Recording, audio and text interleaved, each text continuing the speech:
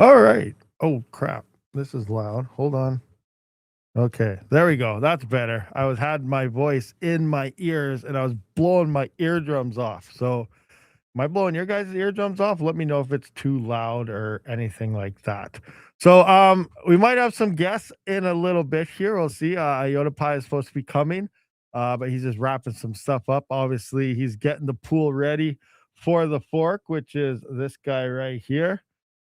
So there's an upgrade coming, Xelis Explorer. We'll talk about all this stuff in a minute here. But first, let's take a look as making mining great again. All right, let's do a quick roll call, see what we have. And guess, guys, it's Saturday.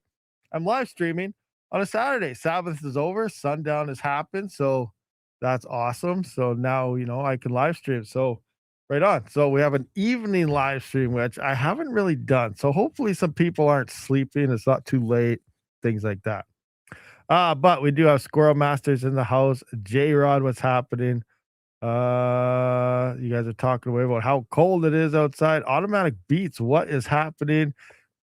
We got MHJR911, or I fully electric is in the house as well. And he's saying good night. So he's going to bed. Good night, fully electric. I'm just kidding. What do we got here?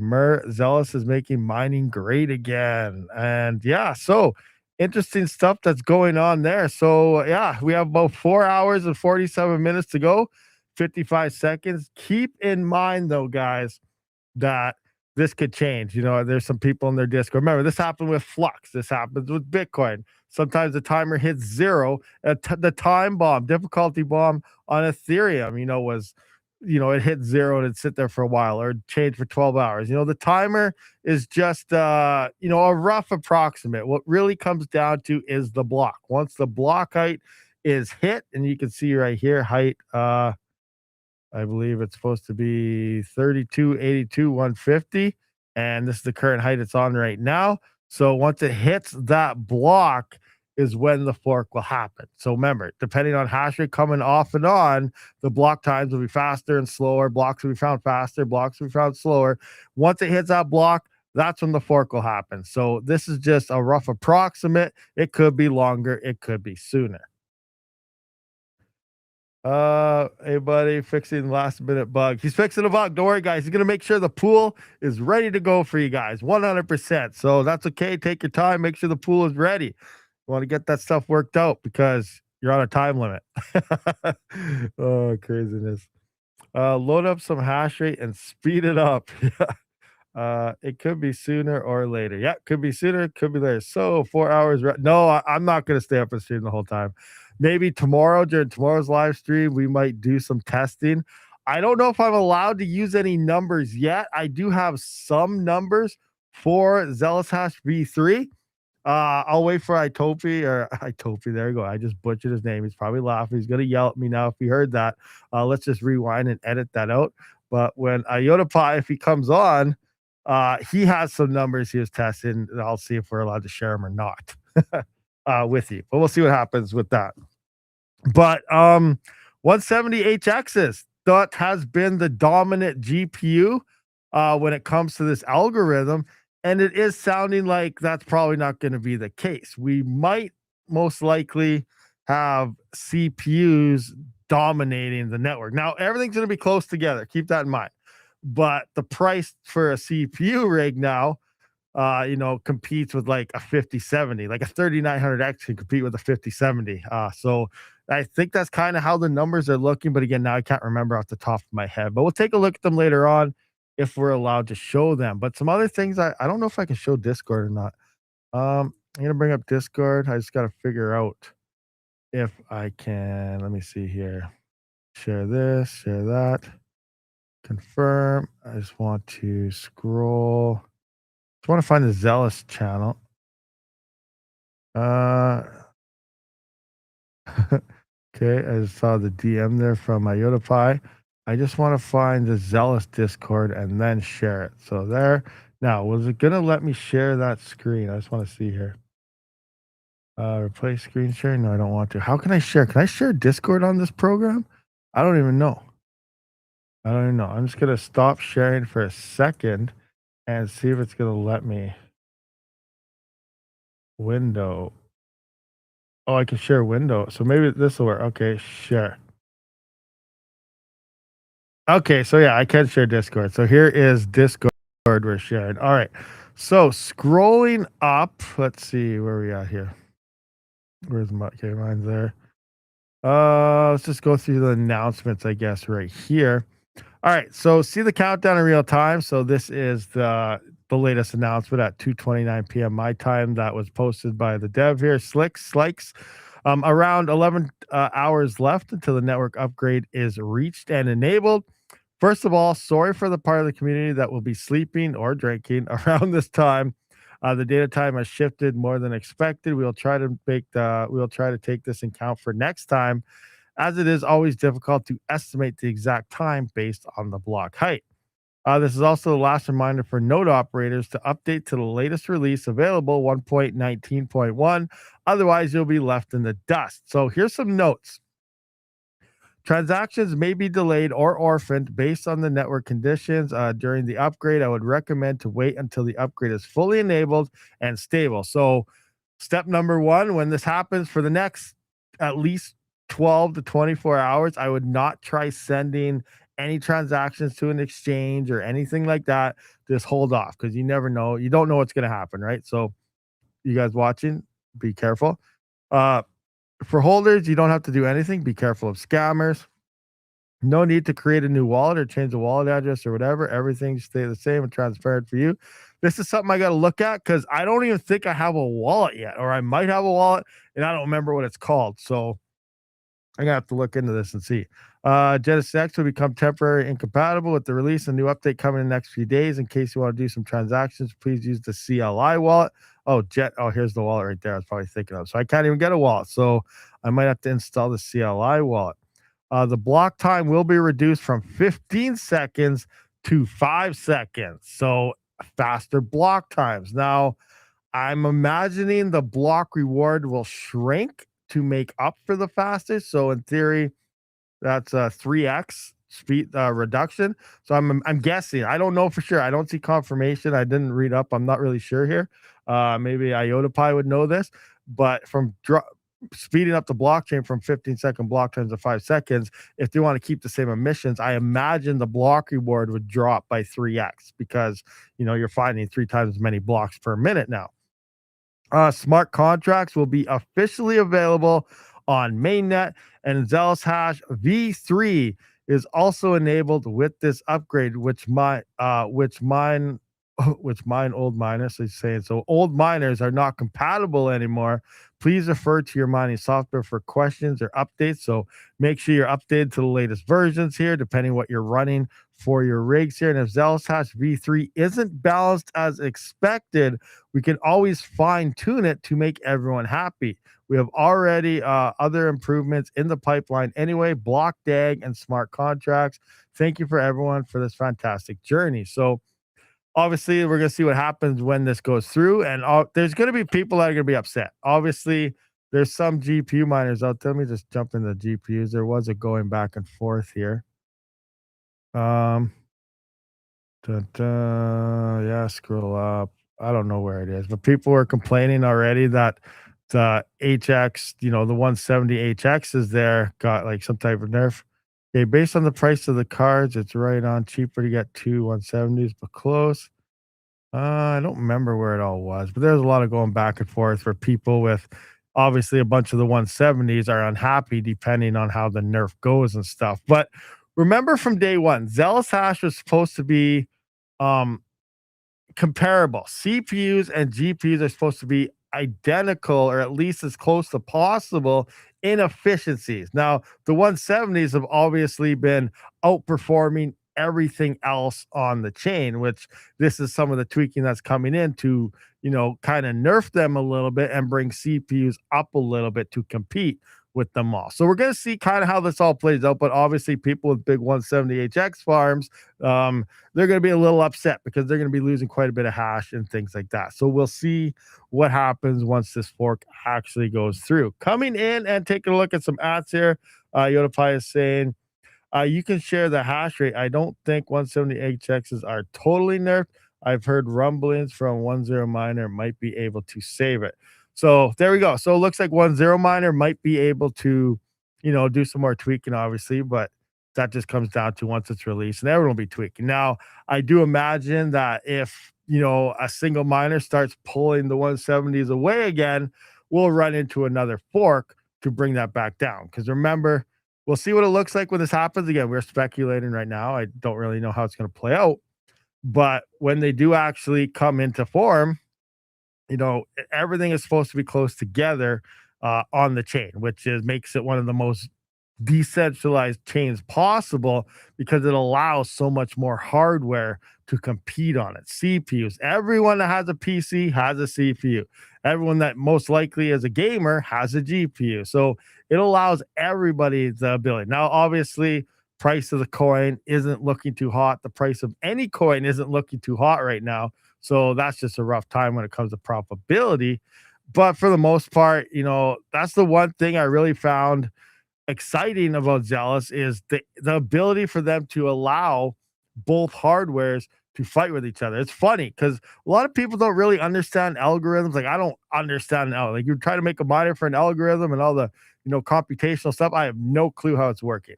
But basic algorithm, like we always hear that competition. GPUs are a million times faster than a CPU.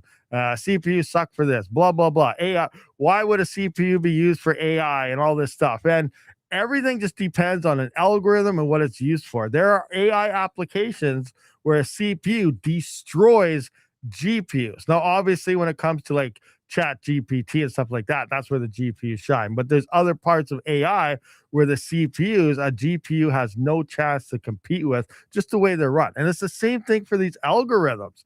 You have Ethash, which is now dominated by ASICs, but you have, Kapow and things like that, where a GPU dominates on them. Now you have other things like Random X, where a GPU sucks, but a CPU outperforms by quite a bit. So it just comes down to the algorithm and the use that is for. A GPU isn't necessarily faster. It has its own use cases for what it's going to do, and CPUs has their own use case.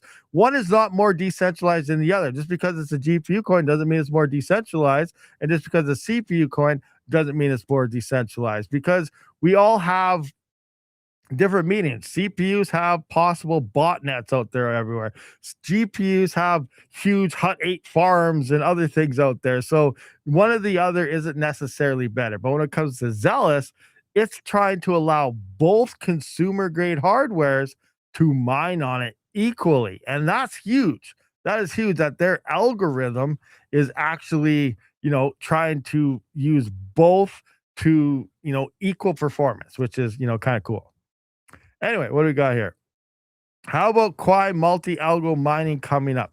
I'm still looking into it, and I'm trying to figure out what's going on. But yeah, it's pretty much like Cubic, where they're going to be mining Script and SHA-256, so two other algorithms, Bitcoin Cash as well as Litecoin, Dogecoin, all that merge mining, and that's going to be going into a buyback program for Quai as people mine that. And I still don't know how the rewards and stuff are being earned. Also, we'll be mining Kapow at the same time because the native chain for Quai is Kapow. So that's pretty much what I get in a nutshell is how that's working again.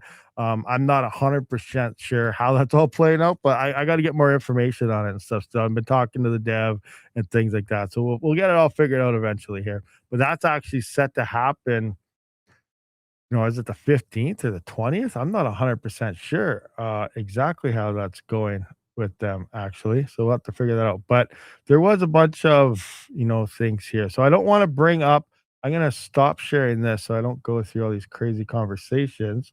Um, okay, stop screen share, replace screen share with this. We'll go back to that, share. All right, we're back into here. Now I'm going to bring up this and just kind of look over some numbers for Xelis Hash that was being posted earlier. All right, now let's just see here. Xelis scrolling up. So some V3 testing. What's this?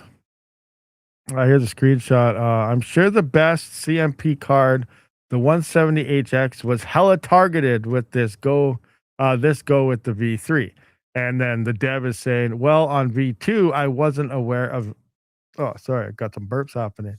I just finished eating, so now I'm like, all that stuff. So I wasn't, and Slicks the Dev is saying, sorry, I'm not showing this to you guys. I'm reading it to you guys for what I'm getting here, so you guys don't see all this other stuff I got going on. But I wasn't aware of CMP cards. And then the guy says, but in the sake of balance. And then the dev for Zella says, so I got surprised myself. It's a great card. Don't get me wrong. And then some other guy is saying to the dev is lies. It's a horrible POS nerf Frankenstein shadow of a GPU. But who is counting? Talk about the HX 170 there.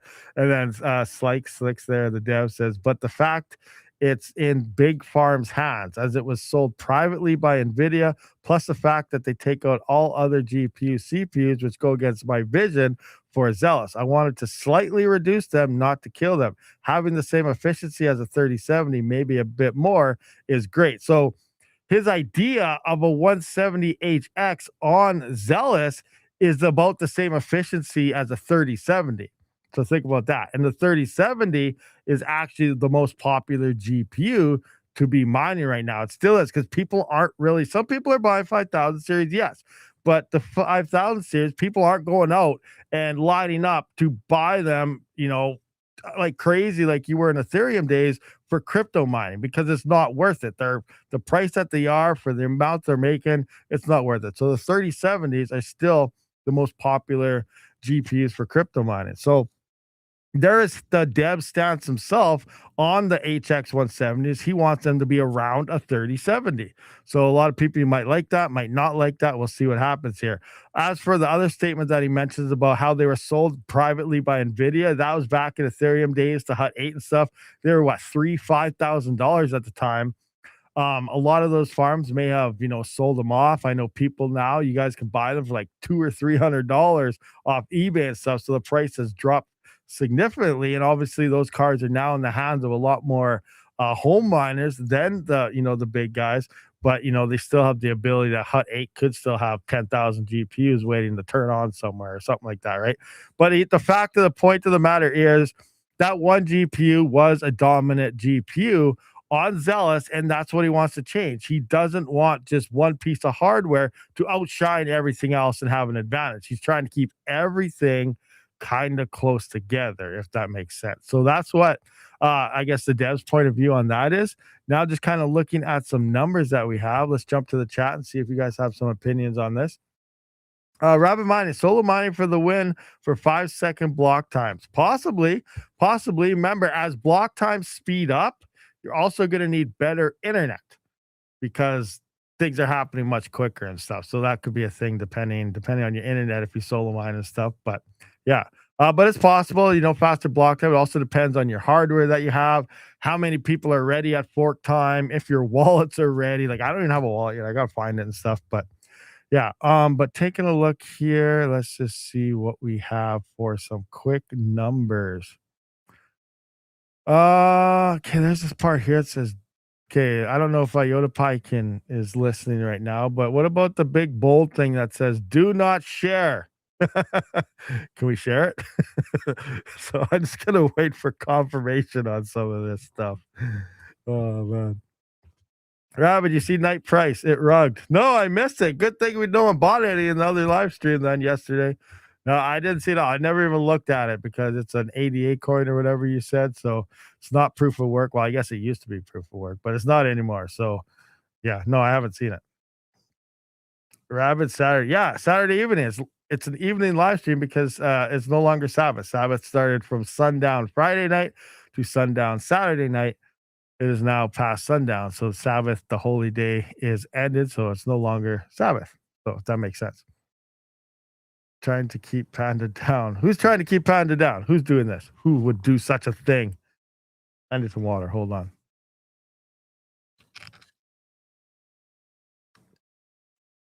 Oh, I don't know where Budweiser is. It's probably working, but I got to do it just because. Budweiser. There. I had to do that. All right, so what do we got here? Well, my chat's all dead. What do we got? We got 69 viewers, 17 likes. So come on, guys. Smash that like button. Smash it. And we need more viewers. Share this live stream around. Get it around. We need like 200 people in here. What is going on? Nobody likes crypto anymore. And I don't blame you. I don't blame you. It's pretty rough. Pretty rough right now. Oh, man. we got much change. 3060 Ti and 3070. I don't see. Oh, I gotta check my DMs if anyone else. Nope, no one's answering any of my DMs. But I also tried getting hold of mine some. He's not answering. Max Voltage as well. He doesn't seem to be answering. Nobody wants to come on the live stream. Any of you guys out there? Any of you guys got a mic or anything? You guys want to come chat it up on the live stream or what? Also, you know, anybody?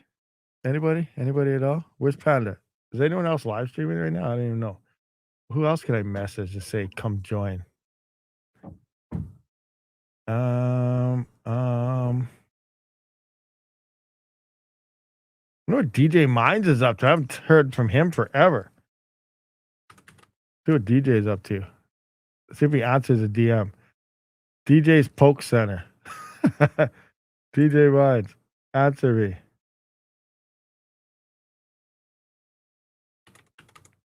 Yeah, I just DM'd him. You home? I asked him if he's home.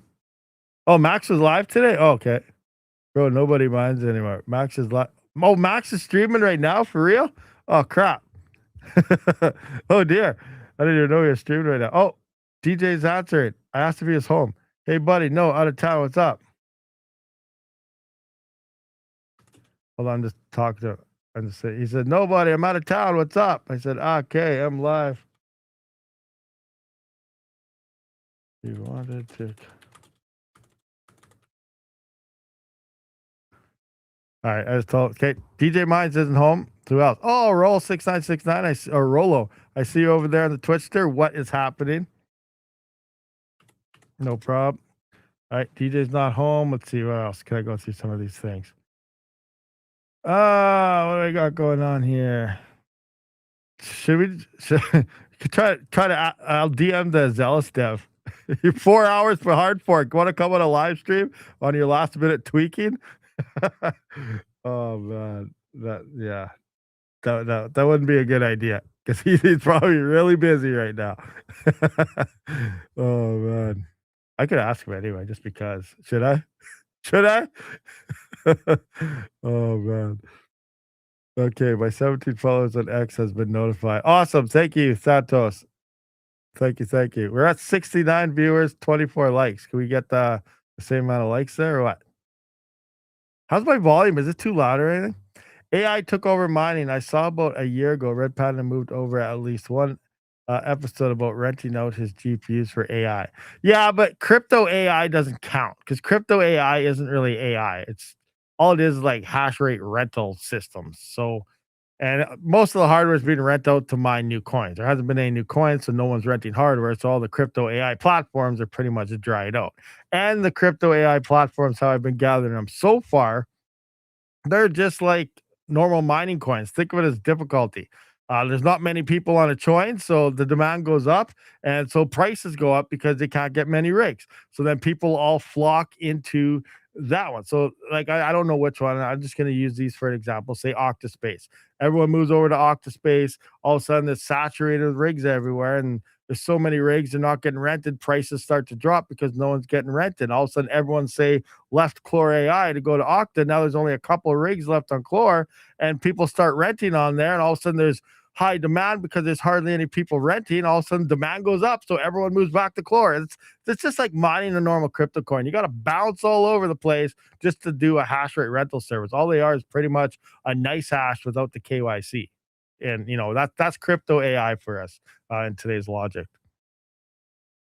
Salad like mining, I think. Well, Salad's actually doing rendering and stuff like that. So, some of that stuff is. I think Vast sometimes does some things like that.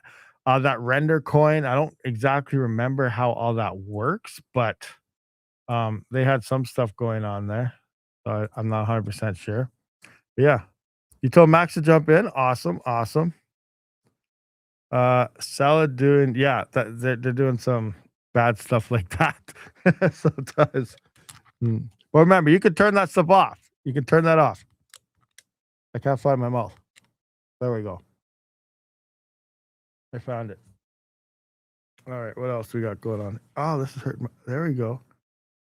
I guess I don't really need my headset on until someone joins. That way I'm not hurting the top of my head there. Okay, here we go. It's not worth it, Rabid, to rent. Oh, Panda's in the house. What is happening here? All sorts of crazy stuff is happening here. That's what's happening. Oh man. Oh, craziness. Panda's here. Yep. Panda rolled in at it. Hey, you want to come join? Panda, you want to join up or what? Want to come say hi to the lovely folks out there? Or are you busy? You're driving on your laptop, aren't you? Oh, Xelis switch. It's over. It's over. It's all gone. You know how many CPUs are going to move over? F ton. Hey, remember, that's one thing though. One thing you got to keep in mind, it's funny, and it makes a lot of sense too.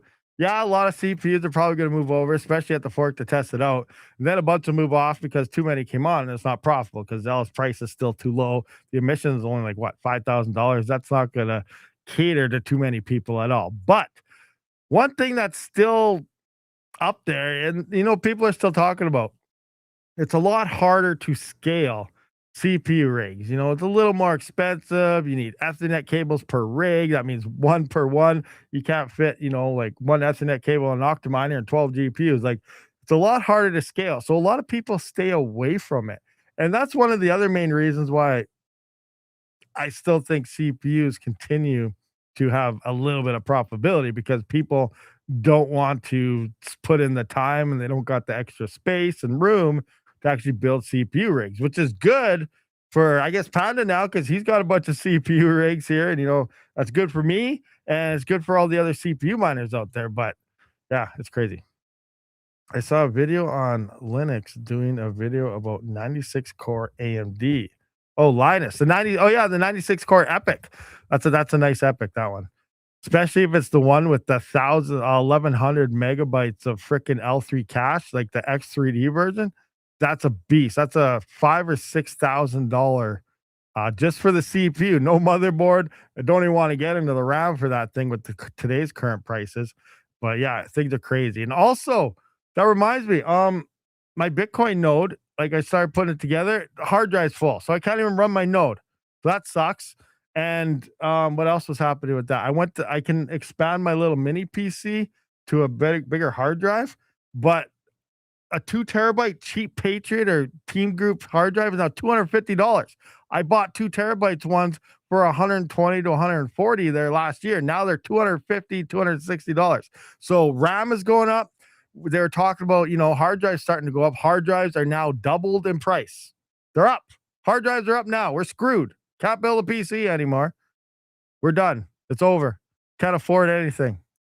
Thanks a lot, AI. Thanks a lot, Chat GPT. Pete, I don't even know what to get into that. Craziness. 9,000 Threadripper Pro. Ooh, Threadrippers are better than Epics, but they cost so much more also. That is what we used to call a double. Yeah, it's insane. It's absolutely insane. Like, do I have? Let's have a quick look here. Amazon. Amazon.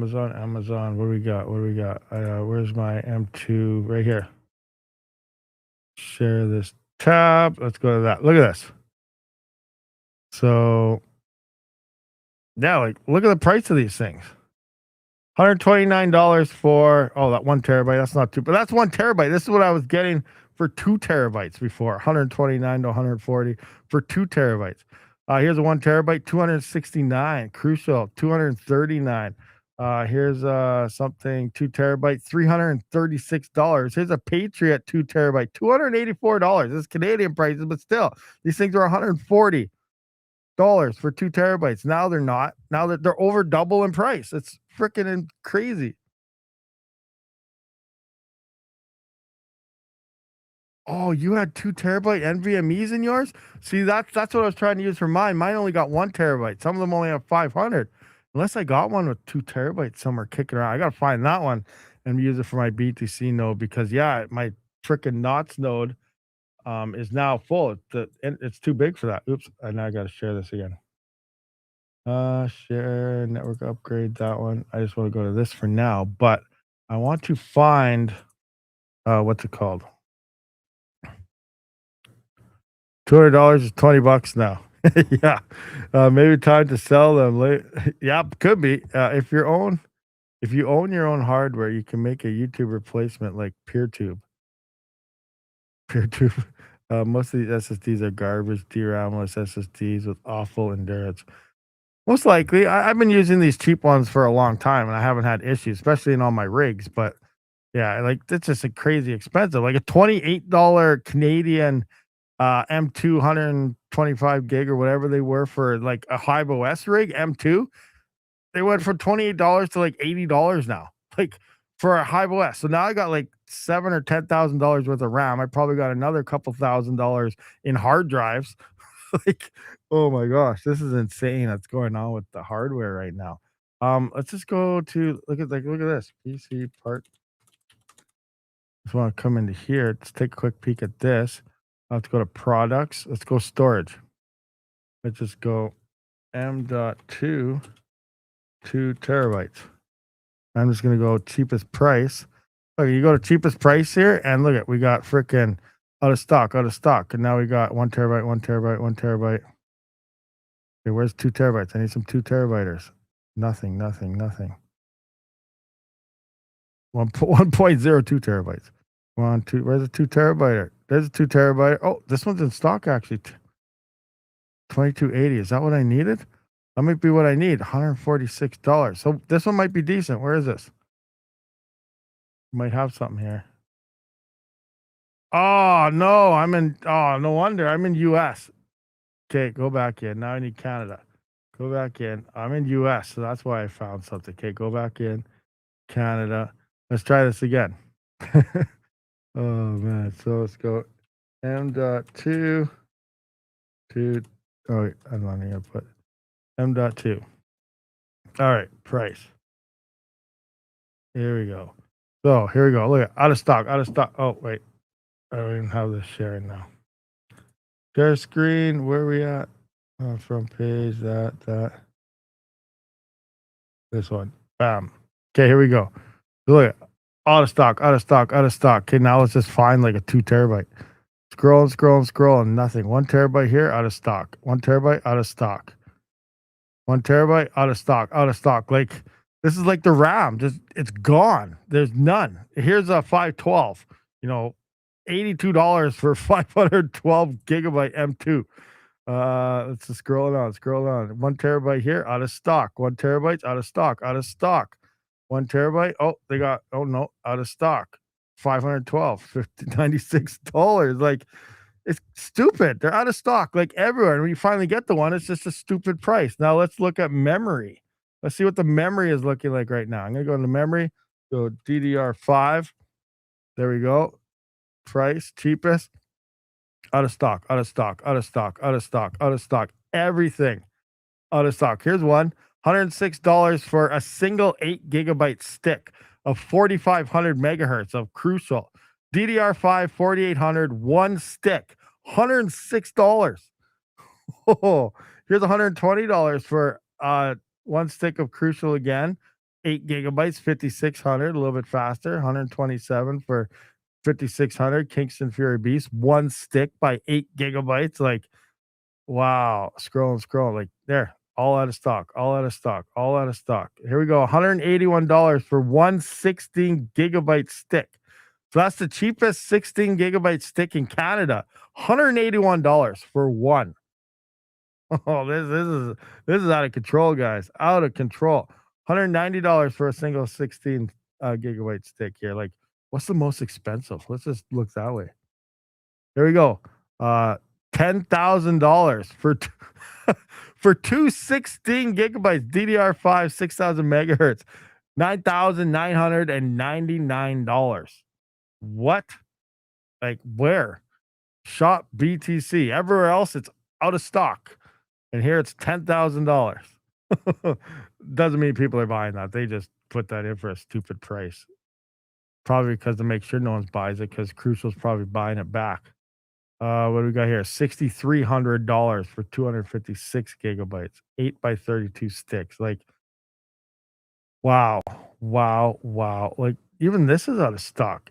256 gigabytes for $3,400 is out of stock because it is insane, guys. Absolutely insane. Wow. Wow, wow, wow. Let's just see what we got going on here. All right, coming into there. All right, let's just go back in the chat here. What's going on in the live chat? I respond to your Discord DM to Fully Electric here. Best Buy has the Samsung 2 terabyte Evos for 177. Good drive. Oh, they are good. But what's that in Canada? 177. That's probably like 300 and some dollars here. You'd spend that on a night out. I don't go out anywhere, so I wouldn't spend that on out. My party days are over. I don't do any of that stuff anymore. I'm just lazy and I try to stay home all the time. Or we go to drives to town to get ice caps. That's about it. I just looked. I have a 4 terabyte Samsung 990 Pro. It's still about the same price I got last year. Nice, nice. So that's lucky there. Those ones I guess didn't go up. 990 Pros refurb deals are the way to go. So maybe I should try to find one of those. You just picked up some Fury Beast RGB 32 gigabyte 4x16 DDR5 today on Facebook for $100, brand new sealed. Nice. That's awesome. We got 68 viewers, 28 likes. Come on, guys. We need more people to smash that like button. Okay, what else are we gonna check out here? Oh yeah, thought.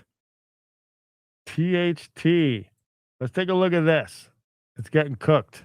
Getting cooked, guys. So here is the uh what the heck is going on? Why is it did it the pool crash? It's been stuck on these for a while. Well, you can see the pool, the mine and crush pool is down to only 454 kilohash. It used to be at like 1, 2 mega hash because the big guy was there, but the big guy left. And then there was only like 200 kilohash on here. Now it seems like everybody's leaving the pool because the big guy created his own pool and he's pushing like 5 mega hash onto it, like the most he's ever had. So I don't know. There's some crazy stuff going on. But if we go to network stats, oh, now this is only saying 1.32. If we come into here and look at this just to kind of get some idea of network hash rates here. But here we can see network hash rates at 4.73 mega hash now, the highest THT has ever been because this one guy all of a sudden disappeared. Now, here's the interesting part. Like, remember, this guy was using 1.5, 2 mega hash on thought, and now he just unloaded. So, and it happened the same time. So the price also crashed. So remember when this was around 4 cents, a little above, this only had an emission schedule of around a little over $2,000 a day. The price has dropped by over 50%. We're at 2 cents, maybe dropping below it. I don't know. So that means the emissions is like $1,000 a day, maybe 11, 1200. So we got some guy with millions of dollars in hardware taking over a network that's only paying the max amount he could possibly get is like $1,000 a day. He'd be making way more if he just mined Monero. So he just doesn't seem to know simple math. Is one thing. The second thing is, could he be lining up for a possible 51% attack? Because he left the Kush pool, he went onto his own pool. So one, he possibly has his own miner. So he's invested in this quite a bit because he got someone to make himself a miner. Second, he got someone to make himself a pool. If he just could spin up a pool, he would have just done it a long time ago. And then now that he put on this pool, he also racked up twice as much hash rate as he ever did. So one, maybe he has a new miner or a GPU miner, or he's just racked up a whole bunch more hardware and doubled up and possibly attack. Now, he can't really attack THT because there's master nodes as well. So in order to actually attack a network like this or something like Ghost Rider where the smart contract or smart nodes and stuff, you need more than 51%. Here he's easily 80 some percent of the network. So he has the hash rate, but he's also going to need over half the nodes. And that'll get very expensive. Now, here's the kicker. What if, as we know, sometimes, as we saw early GR coins and some masternodes, early VCAX and stuff like that, the nodes don't really do anything. They're not implemented into the chain correctly. All they are is collecting rewards. So in theory, they're kind of like a scam with no security. Now, obviously, THC has been around for years, and hopefully they're connected right. But if they aren't, and this guy does a 51% attack, and everyone finds out that these masternodes were never actually helping with security, that could crater this coin for the rest of its life because it was all a scam. But we don't know if that's how it's going to play out. We don't know if there's any ill intentions or anything at all. I guessing the nodes probably work, but I don't know for sure. And that, probably just can go into the normal wallet and see the IP address. If there's any weird IPs like 0000 or 1111 or leet and stuff like that, then obviously master nodes are broken and they don't work. But I never really looked into that yet. But the possibility is possibly there. But right now, there is one entity that just came on. Well, it's the same guy because this hash rate started ramping up to this other pool and address right as it slowly was coming off of the mine and crush pool. So, it makes sense that it's the exact same guy, just under a different address because now he has a pool address to mine to. So that part's not hidden. The part that's hidden though is you can't see his workers, so you don't really know what's going on with his workers and the hash rate and things like that. But he doubled up his hash rate, went to his own pool. At first, he thought maybe, okay, well, the price is dropping down and he can't really compete. He's losing money. Obviously, he's losing money anyway compared to any other coin. Like if he was mining Monero, he'd be making way more coins than what he's making now. So that's why either his math skills are not very good or he wants to do an attack or something. We don't know. So we'll just have to wait it out and play, or maybe he's just trying to flex something for a day or two and then he's going to leave and, only leave some of his hash on again. We'll wait and see what happens. But right now, yeah, THT is pretty much cooked as it's shot up in massive hash rate. Well, you can see here what it's normally at. Like here, back in whenever this was, I don't even know what date this was, November 17th. So that was like a month ago. There's only like 877 kilohash, not even a mega hash online. And then, it started picking up. Here's 1.4, 1.5. It's normal. 2 mega hash. That's when he was doing a lot of stuff. So 2 mega hash, 2.5, all through here. And all of a sudden, bam, 4.73 mega hash. And remember, like the crush pool is, where is it? Right here. It is only, it's only 554 kilohash. There's only 54 kilohash. It used to be 2 mega hash when that guy was on it. And then we got Viper here, which is currently about 487 kilohash. So you got between Viper and Crush, we're sitting at about a little over 500 kilohash, so half a mega hash. So you have about 4.2 mega hash online right now from that one guy. Insane for $1,000 a day. And he's not even getting all that because you have, everyone else that's mining on that taking some away. So it's funny because as he had, even when he had like 2 mega hash, he still was getting pretty much the same amount. Like he's making a little bit less, but as he adds more rigs onto a low market cap coin like this with low hash rate, he's making every rig. Like I bet you per rig when he had two, well, each one, because he doubled it up right now, he might be making a bit more, but each rig now is making 50% less per rig than what he was making with 2 mega hash with half his hash rate on. So the numbers just don't make sense. And remember, this is $1,000 per 24 hours emission coin, where you have coins like Monero and stuff like that. That's 170,000, and his hash rate won't really hurt it that much. And he'd be bringing in revenue, probably triple of what he's getting on this coin. So it's crazy. It's crazy to see, what's happening here. What do we got here? Yeah, that's like yeah. You want to play that guy with 5 mega hash doesn't know how to do math. No, he doesn't know how to do math at all. His math skills are not very good. So either he has free power or he's stealing these CPUs. Maybe he's hacked into a data center. I don't know. But like, who knows what's happening? Yeah, or he's just flexing. That's a good thing. We'll see in a couple of days what it's like. If that was me, I wouldn't be here. I would be on a beach. Oh man, yeah, makes more sense to just buy THT. Well, for the amount of money that guy spent to do all this, yeah. And then here's the funny thing.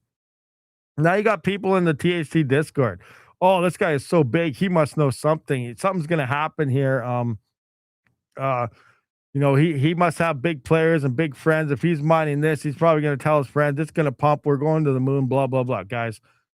People they're hanging on by their fingernails, hoping that something that they have a bag of is going to pop. Most likely, This is going to go to zero. The market's going down to nothing.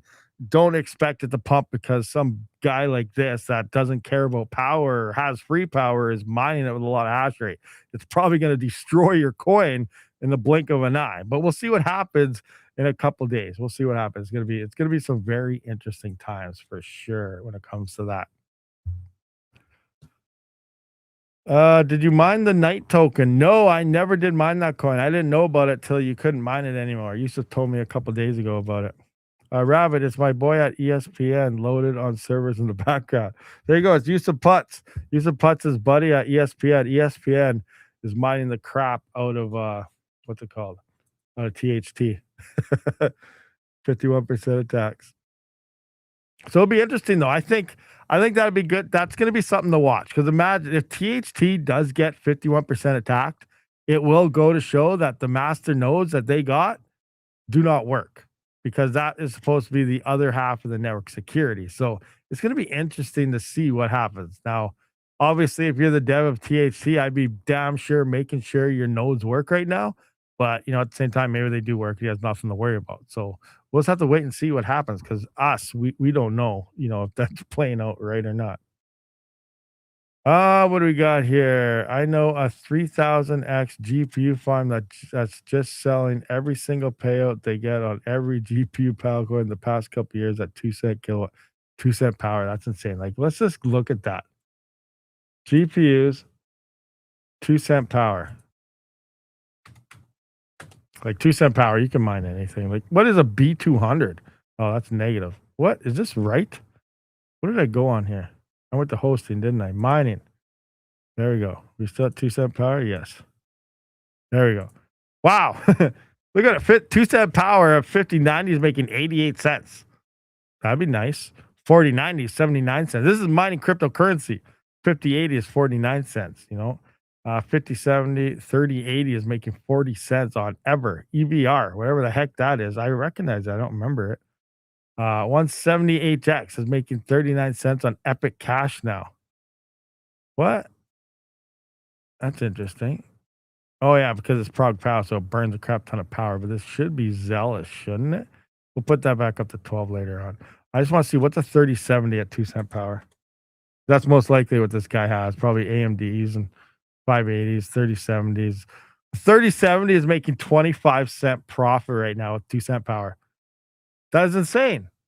And then that guy say he has 3,000 of these things. Let's just picture that. All right, we're 0.25 times 3,000. That guy's making $750 a day. GPU mining on a 3070 mining eternity. $750 a day. 2 cent power, you can still mine. GPU mining is not dead. Who has 2 cent power? None of us. None of us. Oh, man. That is insane. 2 cent power. That's crazy. I just want to go back into here now. Let's just take a quick peek again. 12 cent power. I just want to look at the 170. Where's the 170HX? Where are you?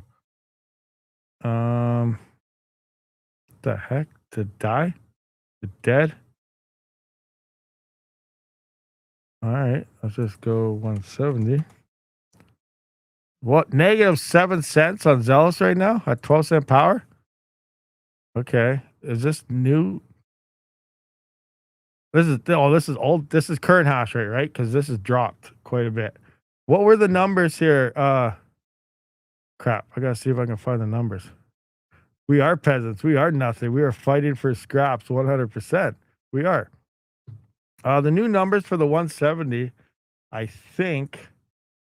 Let me see. Remember, it could be tweaked a bit more. I just gotta see what Topi said here somewhere.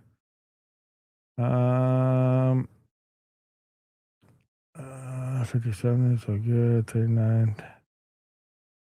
Going to test the 170 once those get kicked off.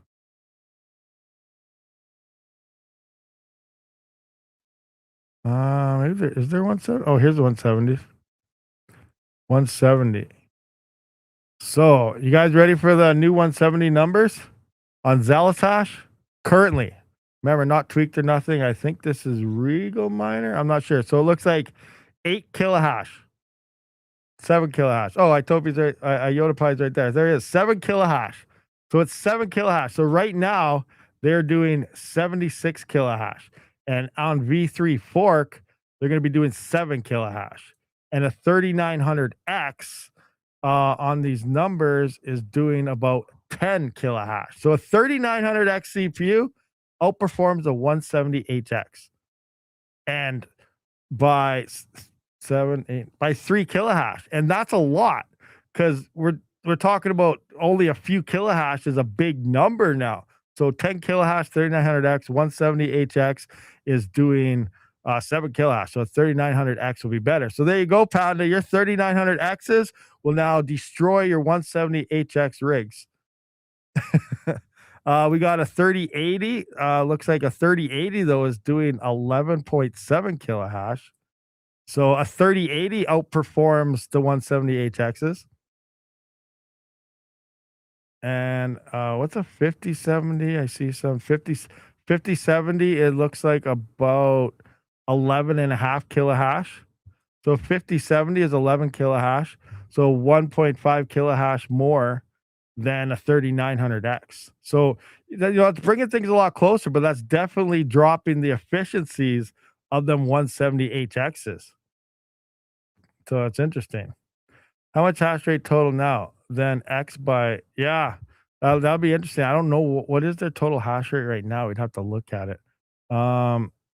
Let's just go to coins. Coins, Xelis hash. Mission $7,500. That's not too shabby. That's 7 times more than what's it called? Thought is paying out currently. But what is the missions? Does it have hash rate? What's current hash rate? This is network hash rate right now. You know what? Let's go to this instead. This is why I like. Let's go to what to mine. Check this out. Go to coins, and let's go to Xelis. All right, so current net hash is 1.07 gigahash. We should write that down somewhere. I'm going to write that down on a piece of paper. 1.07 gigahash. Where are we at? 1.07. Xelis. And the 170s, what were their hash rates? Because that's what's mostly mining these right now anyways, the 170s. Mining GPUs, 170s. So we got 170, 76.9 kilohash. So let's just work out a number of how many 170s are online now. So let's just see what we got here. Where are we at? So I gotta figure this out. That's in kilohash, that's in gigahash. Where's my calculator? I need where are we at? This guy. So we got 1.07 gigahash. 1.07 gigahash. And these things hash in kilohash. Wow, that's actually going to be quite a bit of hardware online.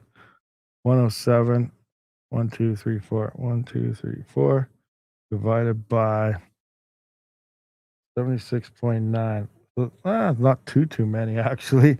So that's 13,914 170s worth of hash rate that they have right now. So 13,914. All right, so now we'll just see kind of after the fork, sometime tomorrow or the next day, we'll just see what the hash rate numbers and everything look like compared to now. All right, interesting stuff. All right, what do we got here? Panda's got a book going on. Do the math. How much Xelis hash rate now then? How much Xelis hash rate total now? Then X by how many? I don't know what 3900 X's are currently. You know what? We can check that right quick. Let's do that. Good idea here. Where is my rigs? Crap. I don't know if I have a Xelis wallet or anything. Flight sheet. Do I have anything with Xelis? I don't know if I have a Xelis flight sheet. Show filters. More coins. Xelis. Do I have Xelis in here? Oh, I have Xel here. Xelis here minus CPU plus GPU. CPU hero miners. SRB. All right. Let's Xelis. Oh, I have a Xelis web wallet. Okay, I got a web wallet. I do have a wallet. Is that still good? Like, did I lose all my coins? I don't even know. All right, so I got hero miners right here on that. So let's just try a 3900X rig 5. Oh, is there an update? SRB miner. Dallas. Oh, there we go. I better upgrade this just so I know everything's good. I'm gonna upgrade this. That way I'm on the latest version of everything. That way I just know we're good. So we're just gonna wait for this to happen.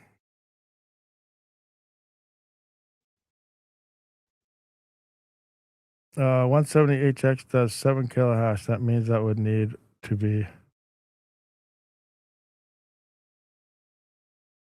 Yes, that is true. But then again, we don't know how many CPUs are going to come online, how many GPUs are going to come online. So we got the 170 numbers now, kind of what's currently there. Let's check the 3900X numbers and do the same thing of what's currently there. And then in a day or two, once everything has forked over, we could run the same numbers again based on them and see, are there more hardware and less hardware online now, if that makes sense.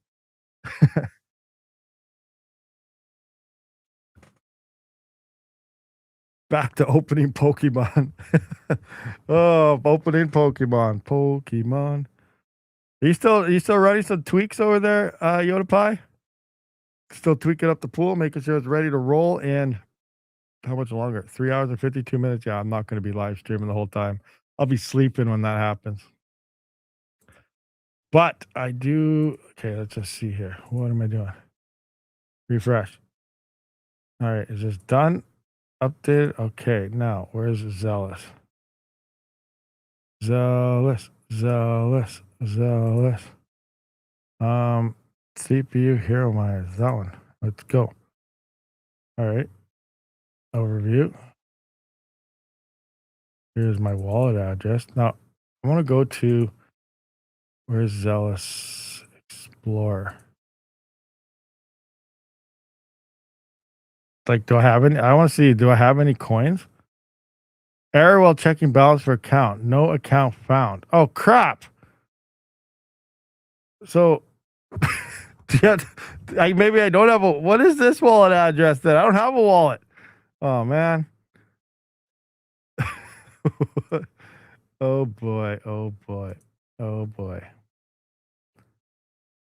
Does my wallet address work here?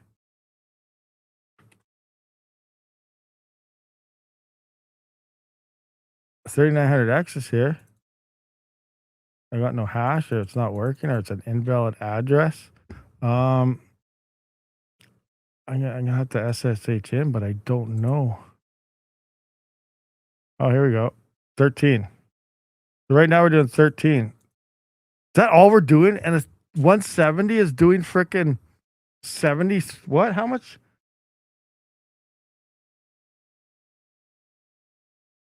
A 170 is doing 76 kilohash right now, and a 3900X is only doing 13. No wonder that thing is just destroying a 39. We have to wait. It's still ramping up. I don't know.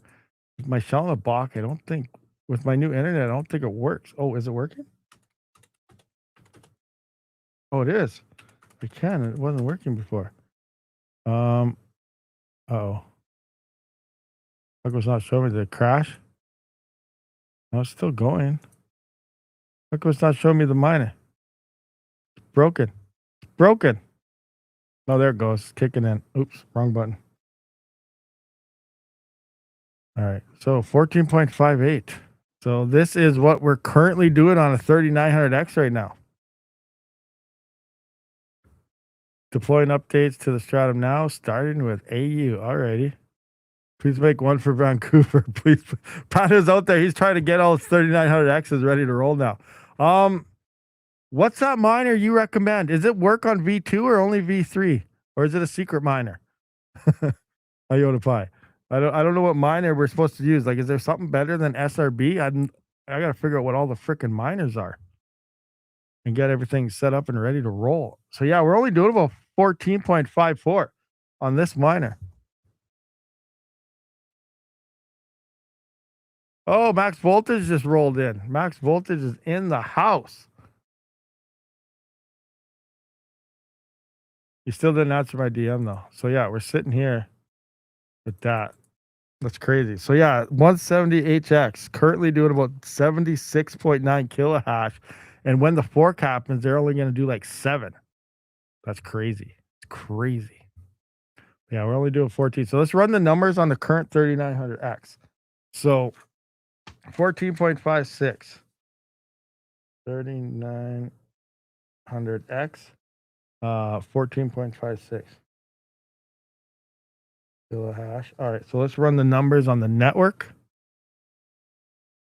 If it was this, so now let's do that. 107, 1 2 3 4 divided by 14.56. So that is 73,489. So let's just go. That's crazy. So we're gonna see, and currently there's 1.07 gigahash online. So we're gonna see some pretty different swings happen when this fork goes through, especially if the 170s are dropping from 76 kilohash down to only 7, and then the 3900Xs are currently 14.5. They're going to drop down to 10, which is still 3 kilohash more than a 170HX. So it's gonna be crazy times tomorrow for sure. So let's just see. Oh, there it is. There's the link right there for the. So I got to figure out what this is. HTN miner. Share this tab. I'll post this for everybody. This is supposed to be the good GPU miner. I'm gonna post this to everybody in the live chats here, if you guys want it. Right there.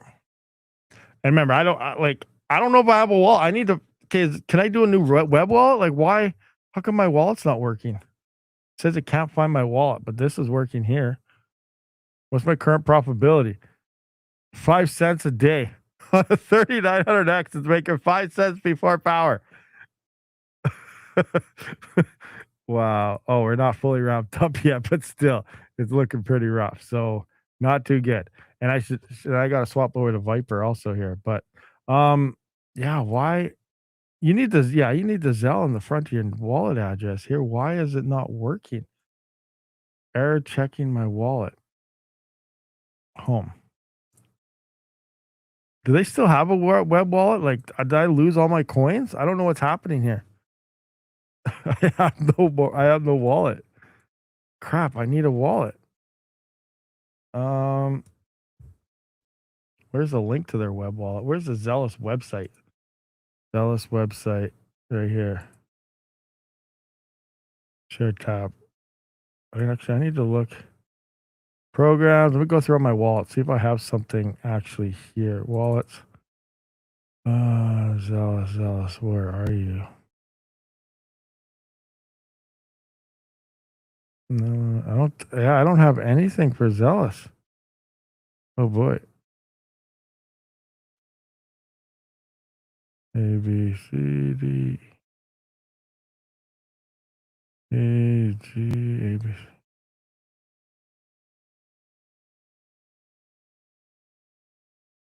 Yeah, I don't think I have a Xelis wallet. Okay, I was using the web wallet. Where can I see? Do they still have a web wallet? I don't want exchanges. Wallets. So there's this wallet, but they say not to use it. There's CLI wallet, obviously. Web wallet. Paper wallet. The wallet. Okay, here's the web wallet. How come you're not working? Loading. Your wallets. You don't have any wallets available. Create a new wallet from the button below or make sure the app is set to the desired network configuration. Okay. Add a wallet. Recover from recovery phrase. Okay, I'm going to put in my seed phrase. You guys ready for this?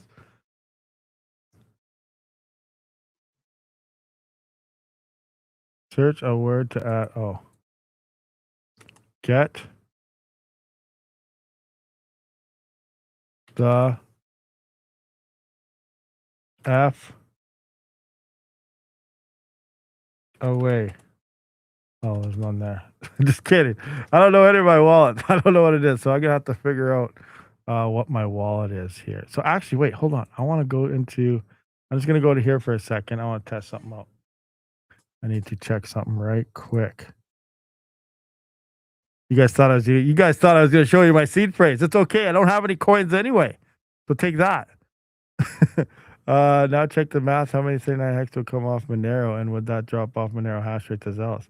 This might be good. It might be good. It might not. We don't know. We'll wait and see what happens. But I just got to try to figure something out. Where are?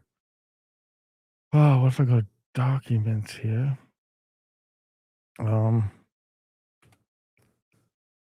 Oh, what's this? This is what I think it is. Okay, okay. Hold on. You guys can't see this, right? Okay, good. I don't want to butcher myself. Okay, now I want to go into this. No, not that. This. Okay, how do I close all these? Clear all. Oh, no words found. Okay, let's see what happens. Continue. Okay.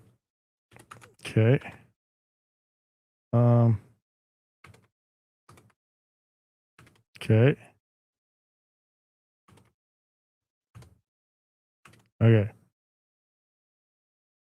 What?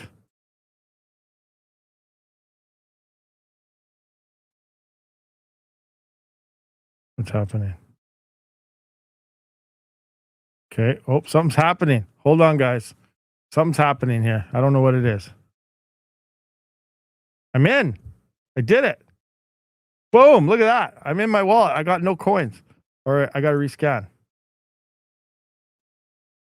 Error while doing. Oh, no. Is it broken? Okay. What's my logo? Hide balance. I don't know if this is working, but I got no balance. Or maybe it's because of the forks coming. Or does this not work anymore? We got decided to set one Rabid mining gift membership. Are you keeping your RTM nodes, Rabid? Yes, my RTM nodes are still online at Pecunia. I created an address using the desktop wallet, but getting the same error on the Explorer. Oh, really? They may have taken down the web wallet for Hardfork. Yeah, I'm wondering that. I just want to make sure, like, hopefully my wallet works. It should. Is this the same wallet? And I just want to come into here and see if this is the same wallet. So let's just clear that. Is that a different wallet? Oh no, that's the same wallet. So it's the same wallet. I imagine it's gonna work, right? It should work. I put in my seed phrases and everything. I reloaded it back up. It's the same wallet address. It should work. It's probably just down, like for fork like that. So now what I do want to do is I need to come into here and I need to adjust this flight. What wrong one? I need to adjust this flight sheet. I need to edit it. Now I want to swap. Okay, wait. I got to get the. I got to make a whole new flight sheet. What am I doing? We're gonna come into here. We're gonna go to flight sheets. We gotta switch this so you can see this. So we're going to go Xelis. First I gotta look into here. I don't even know if we can. I don't even know if this has. Does this have a Hive OS already, like a custom ready for it? Supports AMD's high performance GPU miner for 8. Oh, that's for Hoot Hash. GPU, ARM, CPU. Optimized for Z. Okay. Download. Is this Windows only? Fast CPU miner, currently available XTN, latest version. Oh, that's tar. Oh, we got to run it in the background. Linux only binary, but runs fine under WSL, so it works for that. I might have to install it in the background. Let's see. Copy link address. See if that does anything here. It might not. Let's just go. Oh, I have a GUI node wallet also. Crap.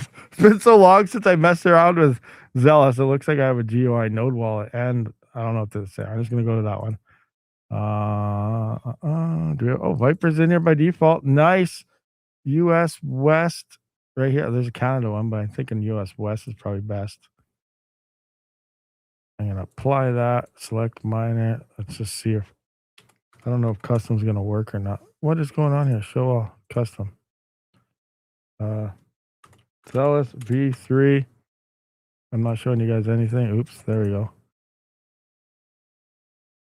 Paste. Is that going to work? I don't know. Xelis V3. Full URL. Shouldn't need a password. Let's just go in here and get it for real. Where is Viper.net? Xelis. So yeah, we go to V2 right now, right? And then it should auto switch on its own. Make sure I'm on PPLNS. Start mining. I want, just to make sure, USA West. Port. I'll just put this whole thing in 5077. All right, let's go with that. Flight sheet, bring that in. Boom. Wallet and worker there. Maybe this will work. Maybe it won't. I guess I'm about to find out. All right, let's go into this. Copy that. Xelis. All right, let's see if this works or not. Did I butcher it?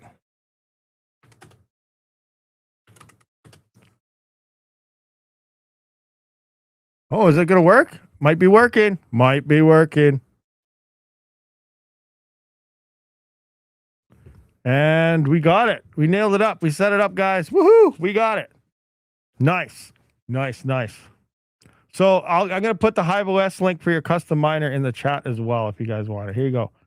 Right here. Oh, no. That's not it. That's my wallet address to check my wallet. Hold on. Let's go back into here. Let's go to my flight sheet. Edit. Right here. Installation URL, because we saved it from there. So what I did, if you guys don't know, I don't know if I had on thing. So what I did, I just went to this and I right-clicked it and copy link address. And that looks like that's all you needed for Hive OS. So I'm just going to slam that into here. So here is the custom URL link. So just copy and paste that into your Hive OS right here, that right there. And then here's the rest of, there we go. So yeah, you copy that in right here. Paste that in. I set this to V3, wallet worker name. Here's the stratum to Viper and everything. And yeah, it has all that. So now I got to go in and make sure I'm actually on the pool. Make sure this is working. So I'm going to copy this. We're going to go into Viper pool here. Where the heck do I have it? Right here. So miner address. No data yet. Need some data. Let's go data. So just have to wait. Wait until it kicks in. But it should be going because I am seeing hash rate now somewhere. Yeah, right here. Oh, rejected. Why does it say rejected? Is this only for V3? Do we got to wait? Rolling hash rate. Oh, rolling hash rate, 8 kilohash, 724. So it's less hash rate actually than SRB, at least on V2. So V3 is coming because we were what, 14.5 on V2 with SRB, but we are getting some rejected. Oh, low difficulty share. That makes sense. I should use a higher difficulty, I guess, for that bad boy. So a different port. We should use a different port.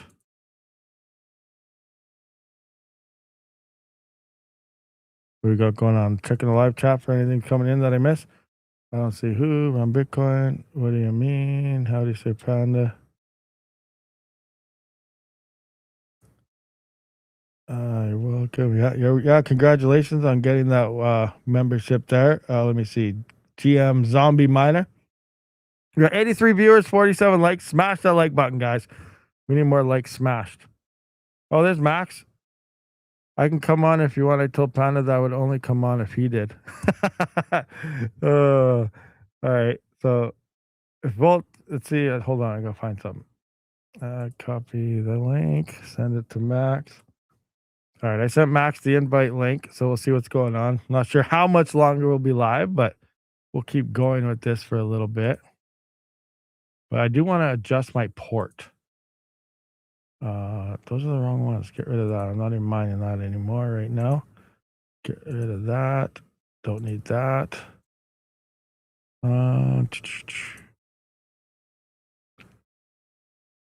Best that account. Okay, that.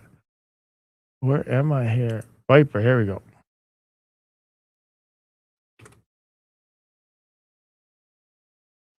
Still no data. Oh wait, now I got the wrong. Oh, I'm messing everything right up. Okay, hold on. I just gotta find my. Whoa, what's happening here? Bam. All right. Viper mining address. Still no data. Why is it not telling me there's no data? Usually it's super fast. Let's try a different port.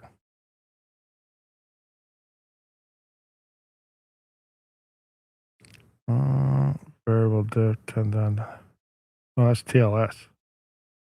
Well, I only got the one port. Okay, well, I'll just leave it as is. But I don't know why I'm not getting any data. Did I do it wrong? Do it. No, I don't want that. Oops. Copy my wallet address here. Go back to the pool. No data. I'm breaking it. It's not working for me.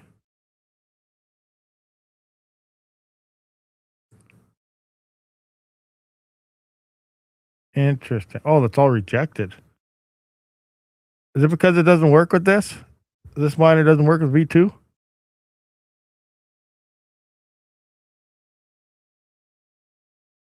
Okay, that makes sense if it doesn't support V2. We need it for V3.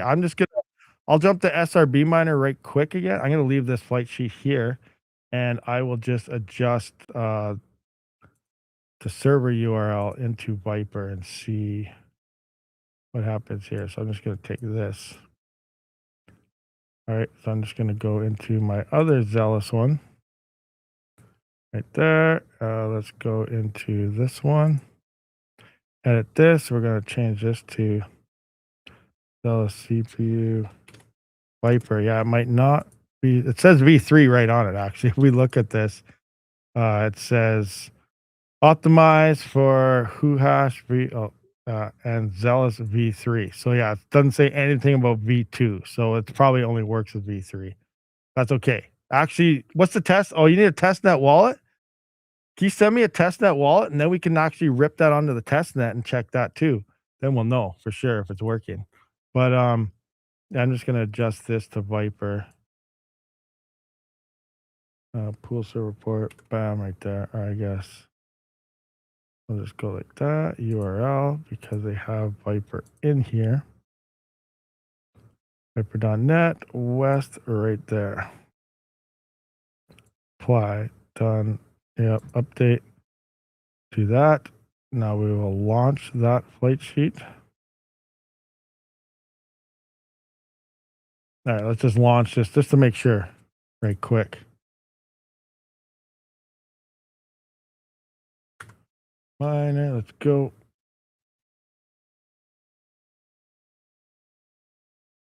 Oh, I got to turn Max on. Max is here. Bam, Max is on. I wasn't sure if you could hear me. I was like, hello. I didn't have my head. There, now I'm on. We're good. We're going. Kind of, I think. All right, we got Max on the show. Hey, how's it going? Not too much. I heard you're doing here. I didn't even realize it.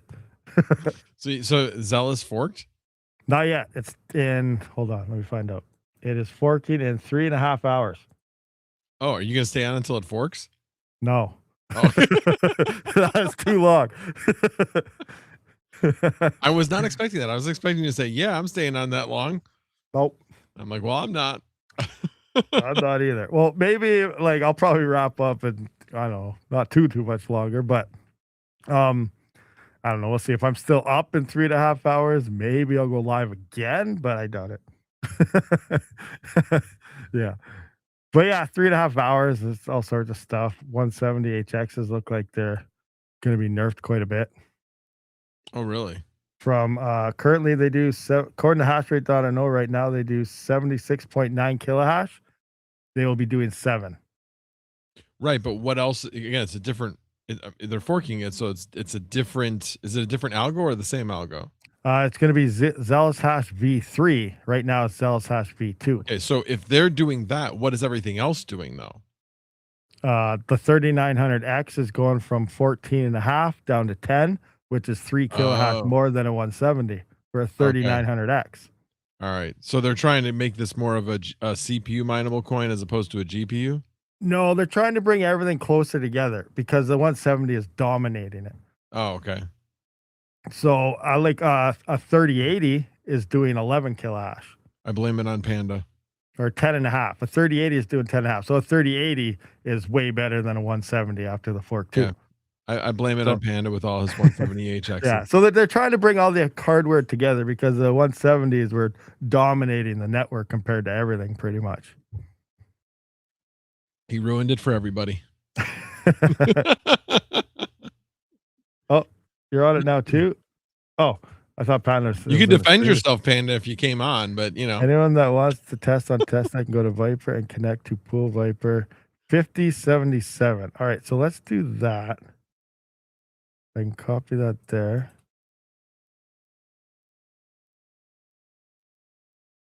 An A2000 is 6 to 7 kilohash. An A2000 performs like a 170HX.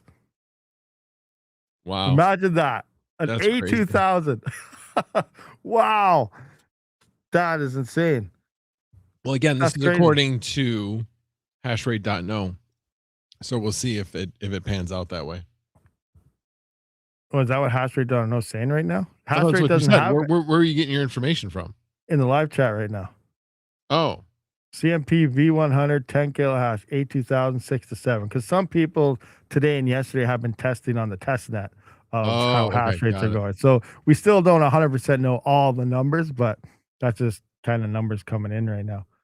But yeah, I want to test the testnet now. So I need to make a new flight sheet. Actually, I'm just going to take the flight sheet that I made with the Hoove CPU miner. And I'm going to put in this. Oh, all right. So that should be the testnet. Apply that update. I just want to make sure I'm seen at Viper right now on SRB. Because that miner might. Oh, there. Now my wallet address is showing up. Okay, yeah. So it doesn't support V2. So what we're doing right now does not support V2. That makes sense. All right. So now I'm just going to jump back into here and we are going to put back this one on. Now, how do I see? I just want to make sure it connects and everything. Really? You're mining on ViperNet? On Viper. I'm kidding. I know that Matt's in the chat. Oh, who uses that pool? Yeah, who the hell uses that pool? He has a link to the stream too, so you better be careful. You can pop in at any second. Hey, I'm trying to trigger everybody. More the merrier. What is going on? The stratum reclaim failed. What did I mess up now? Okay, wallet working name Xelis Hash V2. Is that wrong? Is that the wrong stratum? Let me go scroll back up here. Well, if it hasn't forked yet and you're trying to mine on V3, would it be the testnet. Oh, okay. Yeah, the testnet set up there too. Pool.viper.io port 5077. That's what I got. Yeah. Do I got to get rid of the stratum? Maybe.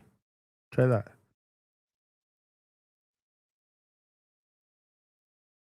Let's see what's happening here.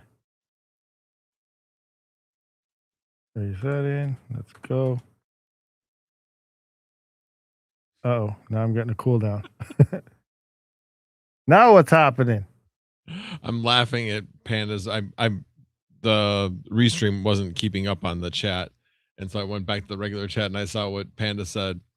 My ego right now is at the highest ever with Xelis forking to a new algo just because of me and all my 170HXs. This is awesome. I tell you, I move networks. I made ETH go POS. Wow, that's crazy. Yeah, Dot nothing to do working with. it. Well, I guess he had ASICs too, but Oh, I you think got to it was all put me. in. Oh, plus working it. Put that in for our name. Okay. Let's just come into here. Edit. Cancel. Wallet. So we go like this. Is that what we got to do? Try that. Do you have a Let's do it. testnet wallet address? Oh, yeah, that's right. I don't have a testnet wallet. Duh. That's my issue. Okay, let's use I this would one. have probably said that, so I'm Okay, not yeah, going to that's take right. credit for that. I said that earlier and I don't have one. I'm totally dumb. All right, I messed that up. Let's just, okay, we got to put this in now. Oh, wait a minute. Somebody, he passed you one. Yeah, that's what I'm using right now. That I just saw that and I was like, okay, I got to put my wallet address in before the worker name. That's my issue, but no, it wasn't a test net. So I put that one in now in front of it. So that should take over. Whoa, I got double worker name in here. Don't want that. Double worker name. Oh, let's just get rid of this and do it over. Worker name. There we go. Now we should be good for the a millionth time. Now let's try this. What port? Yeah, you got the right port. Okay. All right, let's see. What? Now what? Stratum connection failed. Go back to the setting again. I just want to double check something. Oh, wait. No, it's not. Okay, here we go. Come back. I'm butchering this. Okay. Yeah, Right here. The pool's Yeah. right. Cool. Yeah, that looks right. And that. Worker name. Do I have a space or something stupid in here at the beginning, maybe? No. Oh, wait. Zet. Is that supposed to start with XET for the test net? That's what it says. Oh, yeah, it says XET. Here's another test net. Well, I'll try that one, I guess. Patton is on test net. He beat us because he's the greatest. All right, I'm going to try the pirate here. 5077 pool. Yeah, I got that. All right, so let's try this. Try that wallet. 57. Yeah, pool's right.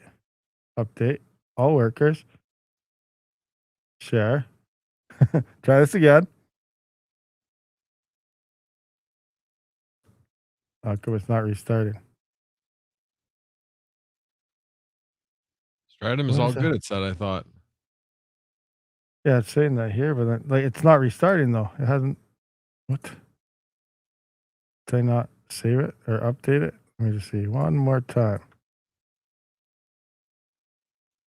Oh, I put the wallet address in twice now. Wow, I'm messing this up. Okay, wait, check in. There. All right, apply, update, all workers. Let's see what happens now.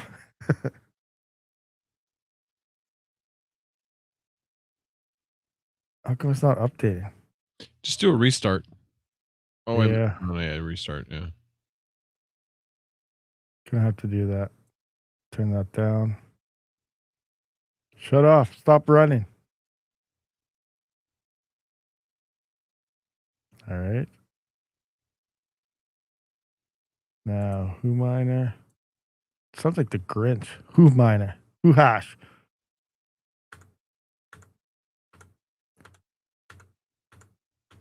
Engage. Engage. Engage. It's not engaging. Oh, Red Putz is in the house. What is happening? Oh, you need the stratum in there? Oh, so you need TCP in there this time. Okay. Copy. So you need Stratum TCP for the test net. Let's check this out. Bam. Apply. Update. All workers.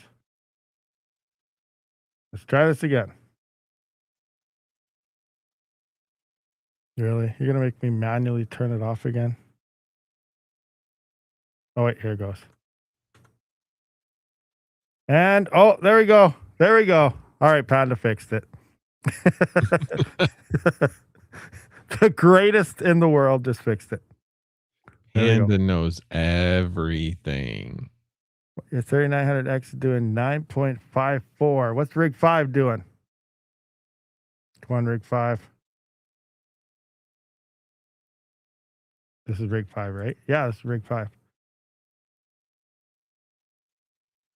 Oh, no, he's beating us. We only got 7.3. Rig 5 is failing.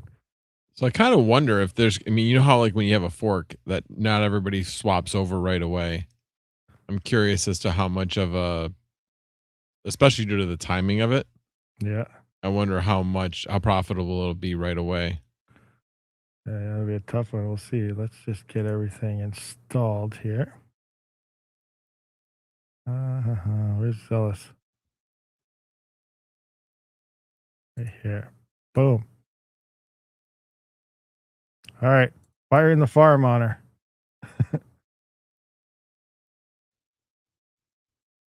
There we go. Ramping up. Let's just see where we're at here now.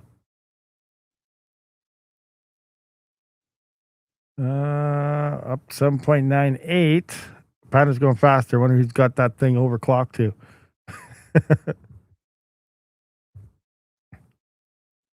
7.9.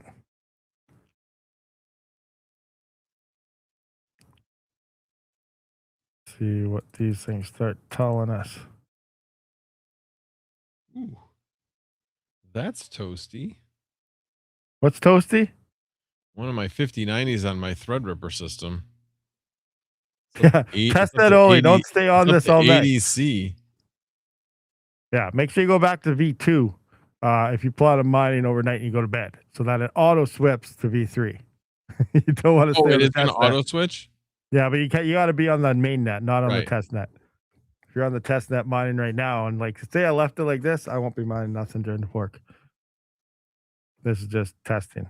So what do we got here? The dual FX 64.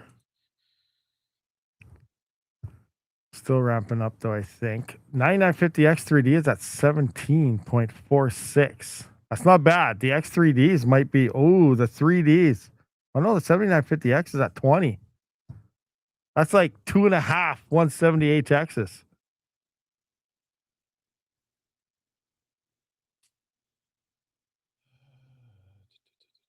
Not bad.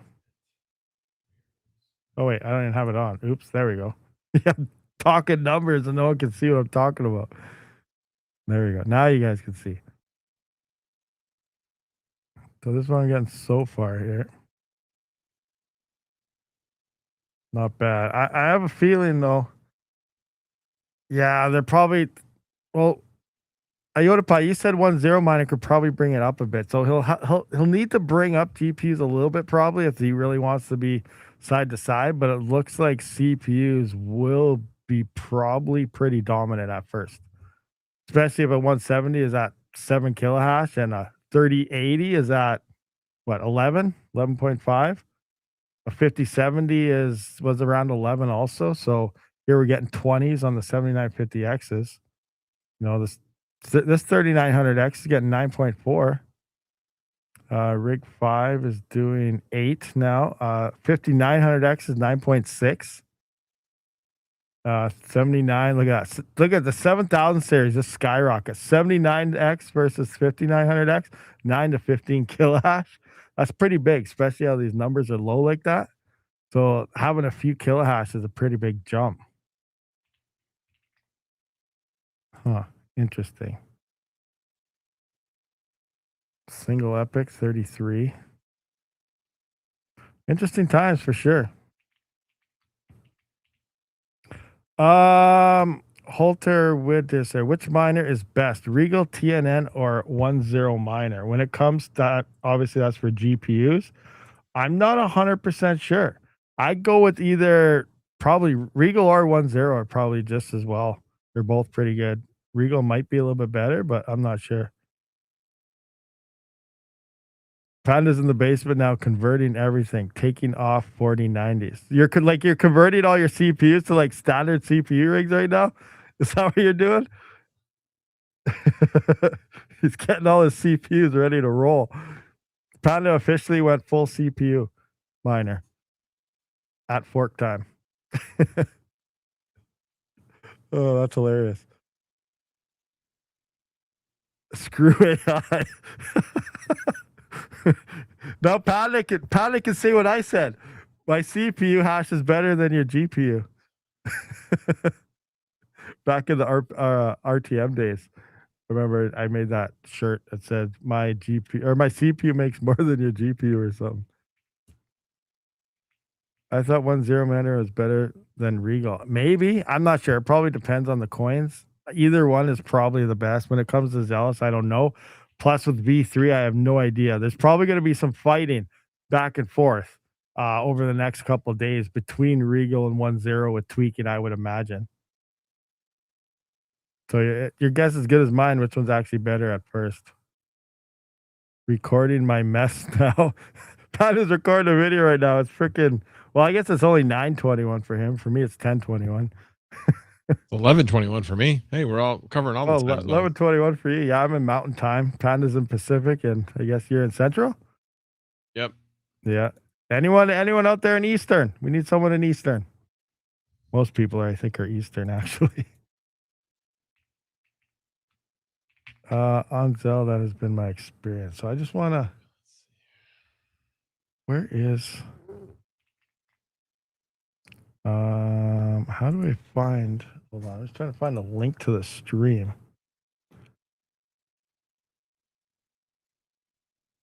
Live.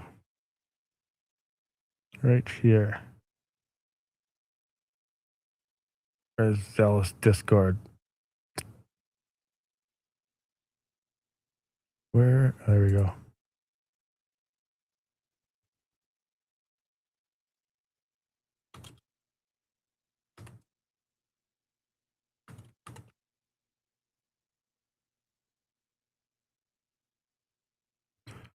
All right, I got a DM here from. Oh, what's going on? Oh, Tactical's gonna come join. Okay, I'll send him a link. Let's see here. Copy. Boom. 10:04. How long ago did you? Oh, 20 minutes ago. I see that. Sorry, I'm late, Tactical. I'm late, but I sent Tactical the link now.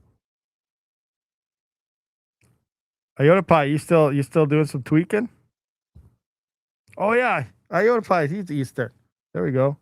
I need to go Z. Fully Electric has to go. It's 12:24 a.m. for him. So there's some more Eastern times there. Yeah, it's late over there. How long do we have till this fork?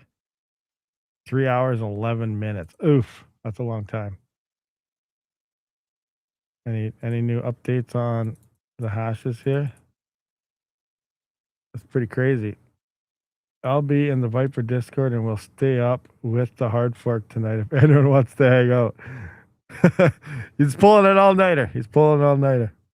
Him and the Zealous dev, their Slikes will be on they'll be on call with each other all night.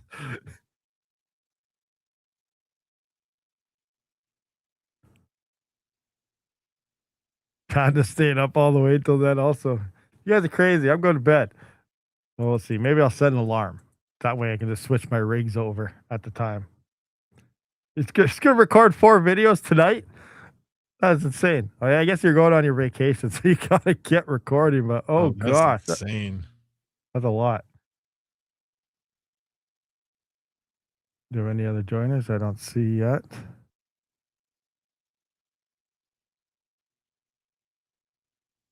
Still don't see. All right, we got that. We got 81 viewers, 52 likes. We need more likes, guys. Come on, smash it. Panda's gonna be late for the morning stream. Yeah, he's gonna be sleeping. What is his morning stream? I gotta take a look. I can't remember.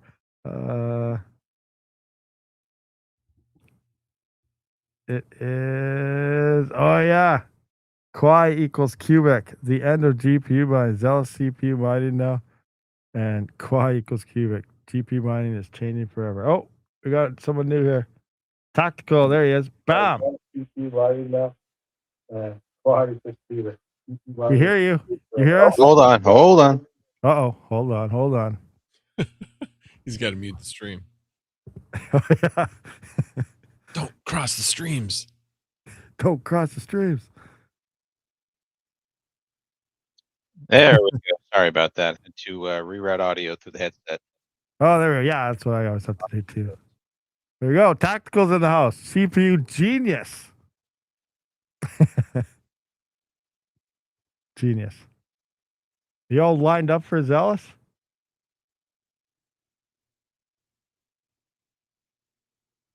What we got here? Look at mining pool stats on Xelis. Everyone has moved over. What? Really? Already? Mining pool stats? Oh, it's gaining hash rate. What did we say earlier? Yeah, earlier is 1.07 gigahash. We're at 1.58 already. It's climbing. Yep, people are definitely moving over. Where's everyone going? Looks like Hero Miners gained some hash rate on the 12th. That was yesterday. Oh, then it dropped a bit. Viper here. I don't know what I'm going to do. I'm probably just going to leave my rigs on idle mode. And, oh wait, you guys can't even see there. Mining pool stats, refresh. There we go. I keep forgetting to click the button so you guys can see the screen I'm on. Yeah, here you can see 1.58 gigahash now. And yeah, 1.07 when we were doing those numbers earlier. Yeah, people are moving over. Can't see me. What do you mean you can't see me? Yeah, it's just being tactical. That's right there. That's weird. Hold on, let me see. There you go. Nope. Oh, nope. Yeah, like no, that. weird. Yeah, like this. There it is. Like, I wonder. Trying to see if I could change it. Maybe if I get rid of my name, it might pop me up there. I don't know. Or if I move it. If I hide that.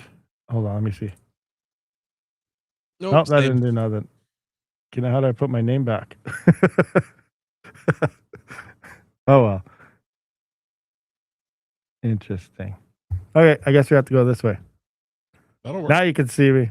So cool. That should cool down ergo hash rate. It'll be interesting. Well, is it going to cool down ergo? Because this is looking like CPUs are definitely better, I think, for now. What about you, Tactical? You all ready to rock on this? Yeah, I just finished up getting the CPU one set up, and I've got Rigel set up to test out. Kind of curious to see what the 170HXs and the CMP 100-210s are going to do after this. Oh, does Rigel he supports V3 already? Will it work on the testnet on Viper? Looking at that right now. Because then yeah, we could see those numbers right now, if possible. Let's see.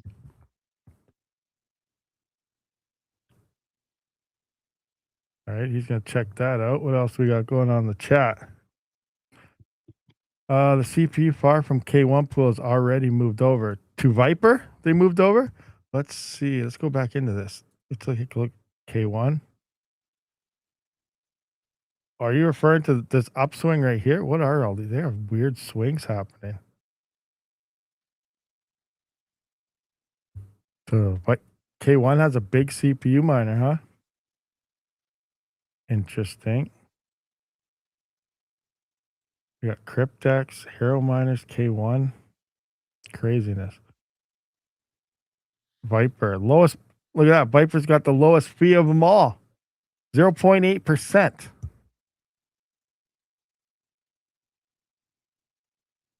Our lucky pool, I guess, is at 0.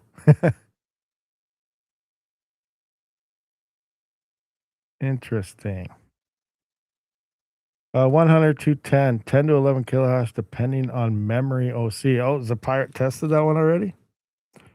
Mining benchmarks. What is expected hash rate from 100 to 210? Oh, he said right there. 11 to 10 to 11 kilohash. K1 pool has a profit switcher. Oh, that's right. They do. I totally forgot about that. So it's more huh. Yeah, but I don't think Xelis would be more profitable right now. Well, that's the swings you mean, profit switcher. That makes sense. Bits, please, YT. I just got here. Xelis not GPU anymore? Not yet. You still got some time. We have 3 hours and 4 minutes to the hard fork. Well, until this block gets smashed out anyway. Just do a refresh here. So is this the current block we're on? We're on 3,281,400, and we have 750 blocks to go. 3,282,150 is the block we're looking for. Once that smashes out, the fork will be in. And that's the other thing too. That's right. So it's dropping from 15-second block times to 5-second block times. Now, has that tactical? Have you heard anything on this? Is I imagine because that's 3 times faster that the block reward would be 3 times lower. That makes sense to me, but I haven't seen anything on that. No, I haven't looked into that, but I mean that makes Yeah. sense. That's like you were saying earlier. If they're going to, what do you call it? I guess that would be decrease the block Yeah. time. Yeah. Uh, like you were saying, that I don't know, but it would make sense that they Yeah. would change the block rewards to keep emissions on Yeah, our track. emissions would be 3 times faster or higher. We'll find out, I guess, if the coding is correct at that time. Maybe we'll get a big boost. Maybe they mess up and there'll be a huge boost of emissions day one. Imagine that, 3 times the emissions. Because right now, what was it telling us here? Let's see, where's hash rate dot and oh, it was like $7,000. So that means it'd be like 21,000 for the day. That'd be a huge boost. I'd be I'd okay be with that. okay with that 100%. I just want to find hash rate for a second again to confirm this. Gotta look around my camera. Hash rate dot and oh, where you at?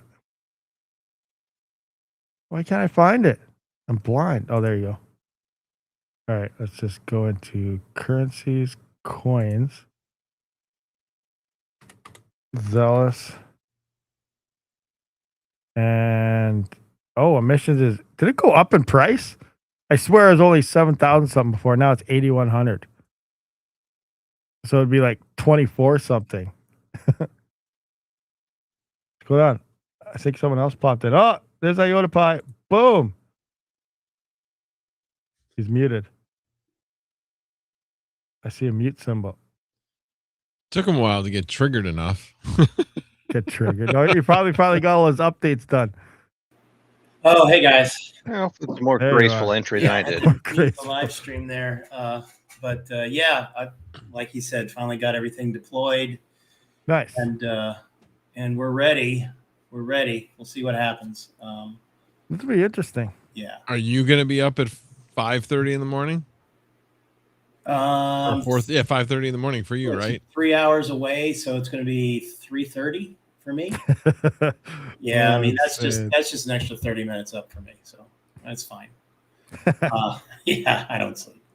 Yeah, so they are changing the block reward, so it's going to be exact same emissions curve and all that sort of stuff. Yeah, so it's 3 times smaller, the reward. Yeah, because it's 3 times faster. Yeah. We've had in testnet some interesting discoveries of having some extra uncles now because the speed up, and so we had to adjust some logic there. But overall, is it so far been pretty smooth? I mean, not every miner is advertising the right information in the stratum authorized. So we've been working with each miner and like looking at the JSON dumps that come through and be like, all right, let's put a special exception in for this guy because we know he handles V3. So let's go ahead and like, if it's this user agent, we're going to go ahead and allow him in. But that's been most of the work that we've had to do. Interesting. Panda was saying Xelis is up in price now, so that's why we went from a little over $7,000 to $8,000 emissions. 7.9%. That's more than thought. Yeah, that's for sure. What is that at right now? And it's just kind of 2-1. What's the emission? 2-1. Daily emissions are what on that? I don't know how many coins is found per day.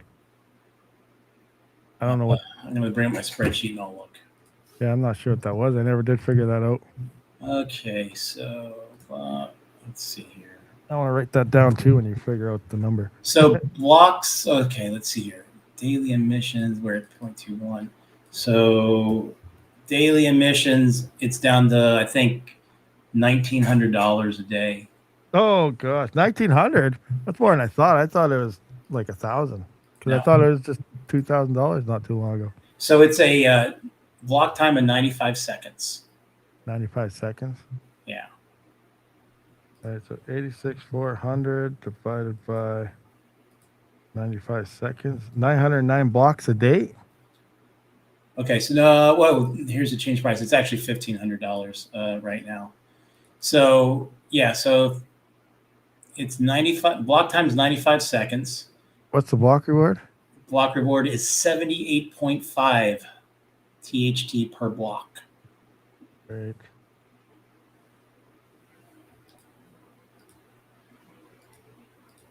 Okay.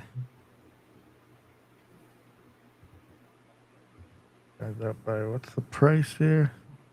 0.021. Okay, yeah, so $14.99. $14.99. All righty. Got some basic numbers now for that coin finally. Just gotta ask. I got it here. Yeah. Now, Xelis is the big thing. Hopefully, like Xelis is obviously paying out more. It's at $8,000. It can support a lot more hardware.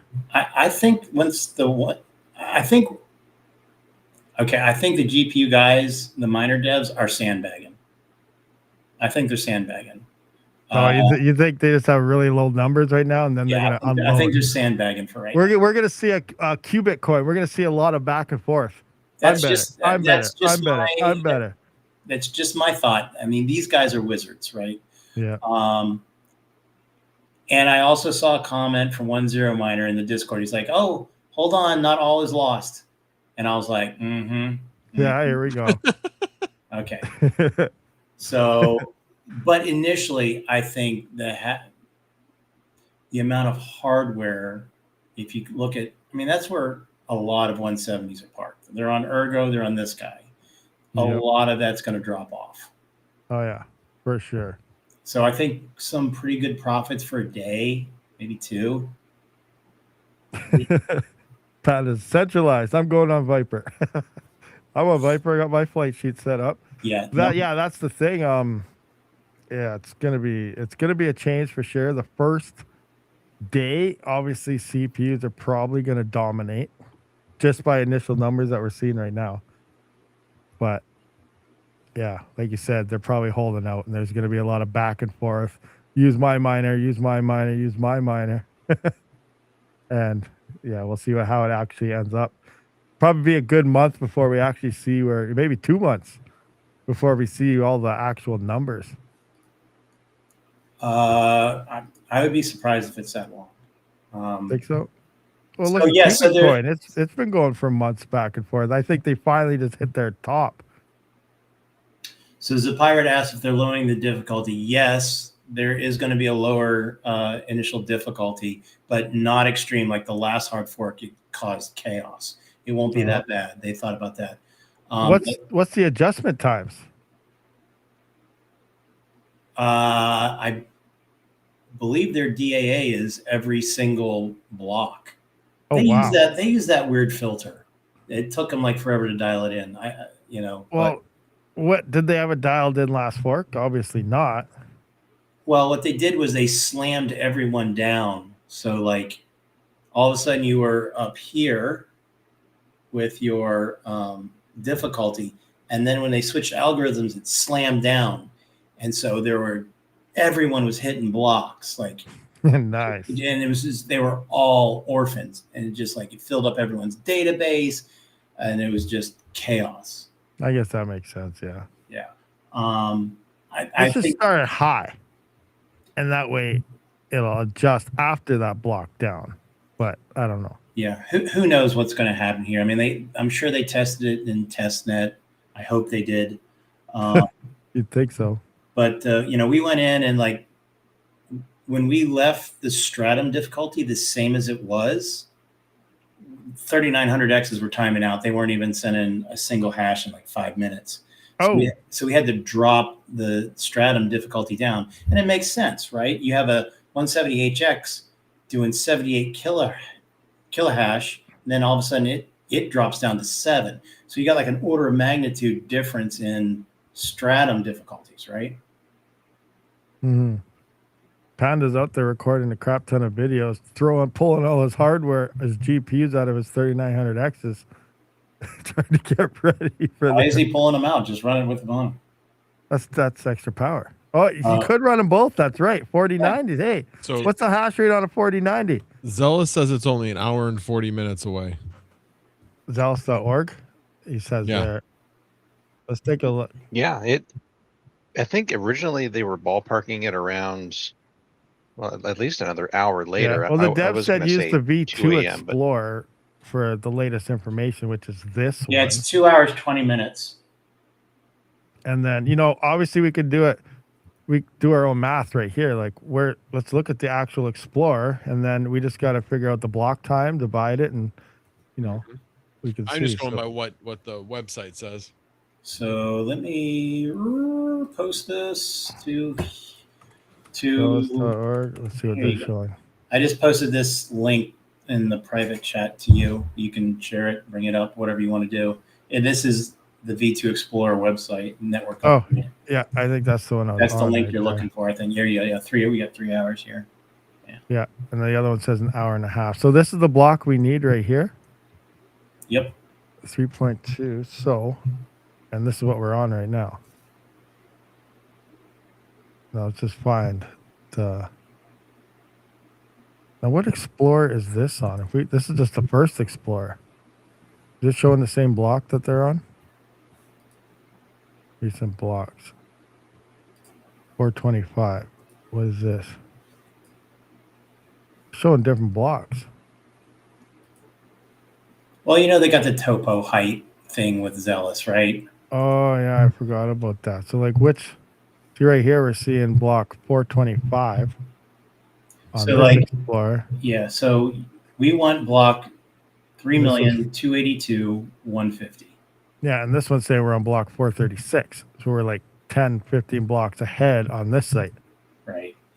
And then so for me, that's nice. They made a local time for me. Oh, thanks, guys. It says 3 a.m., 3:01 a.m. So for Eastern Standard Time. Let's just see here. I just want to make sure this is right. It says 714. I'm assuming that's how many blocks left, but I just want to subtract the 2 to make sure. 82, 150, subtract 3281. Oh, I reconnected it. It changed. It's 3:39 a.m. now. Yeah, so we've had 14. Yeah, that's right. We've slowed down a bit. It's back to 340. 704 blocks. So it's 15-second block times right now? Yes. 704 times 15. 10,560 seconds. Divide that by 60. That's 176 minutes. Divided by 60 again. 2.9 hours. So just shy of 3 hours. So yeah, 2 hours, 55 minutes. So yeah, that's about where we're at. It's about 3 hours still. So tactical have I ran the dual 7v12s and got 68 kilohash on testnet. 68. Yeah. And it's basically what 170HX was back in the day almost. Are those the cheap ones?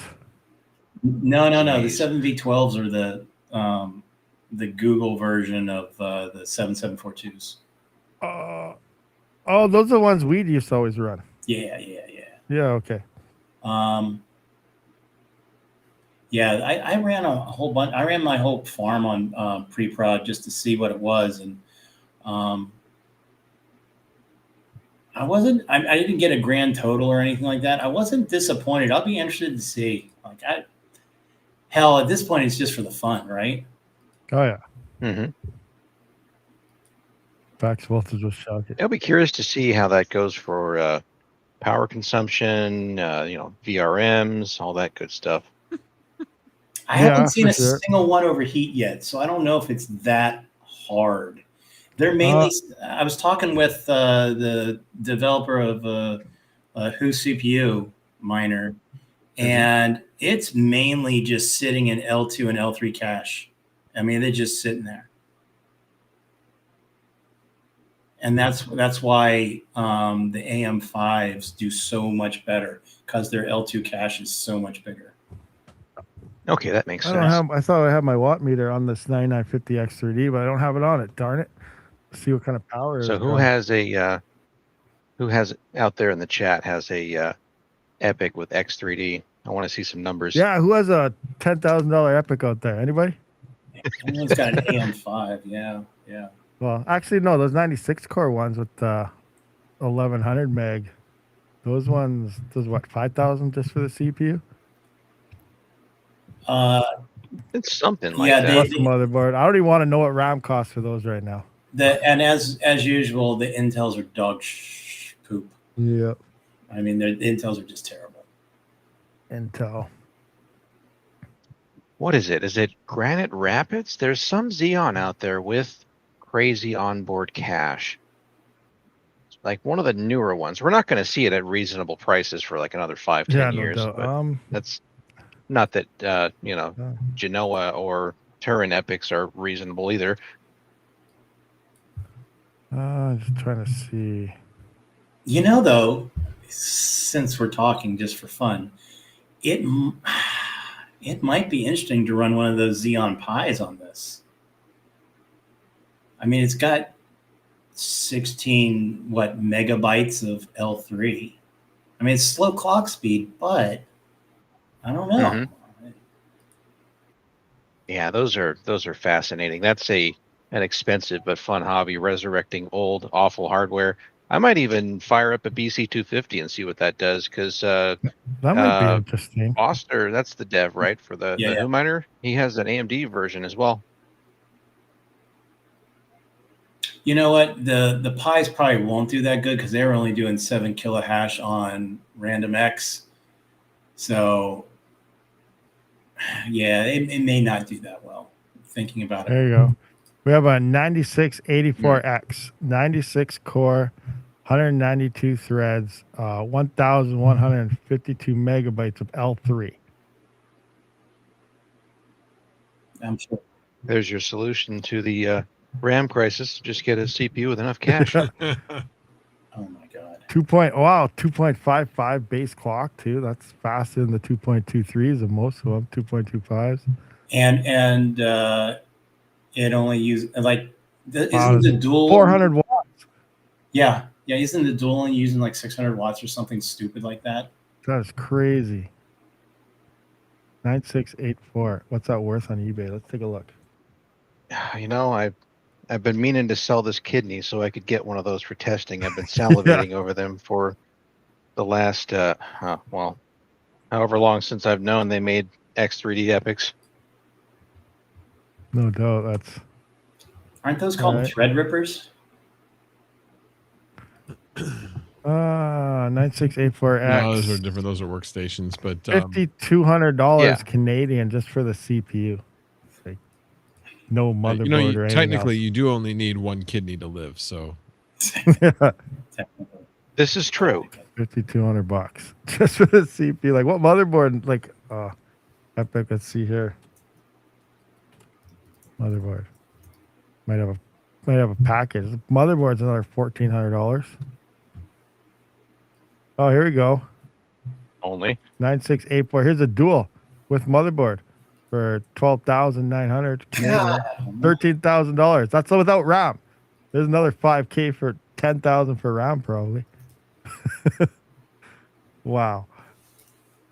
Free shipping though. So there's a bonus. Okay, I was gonna say the deal's off if shipping's not included.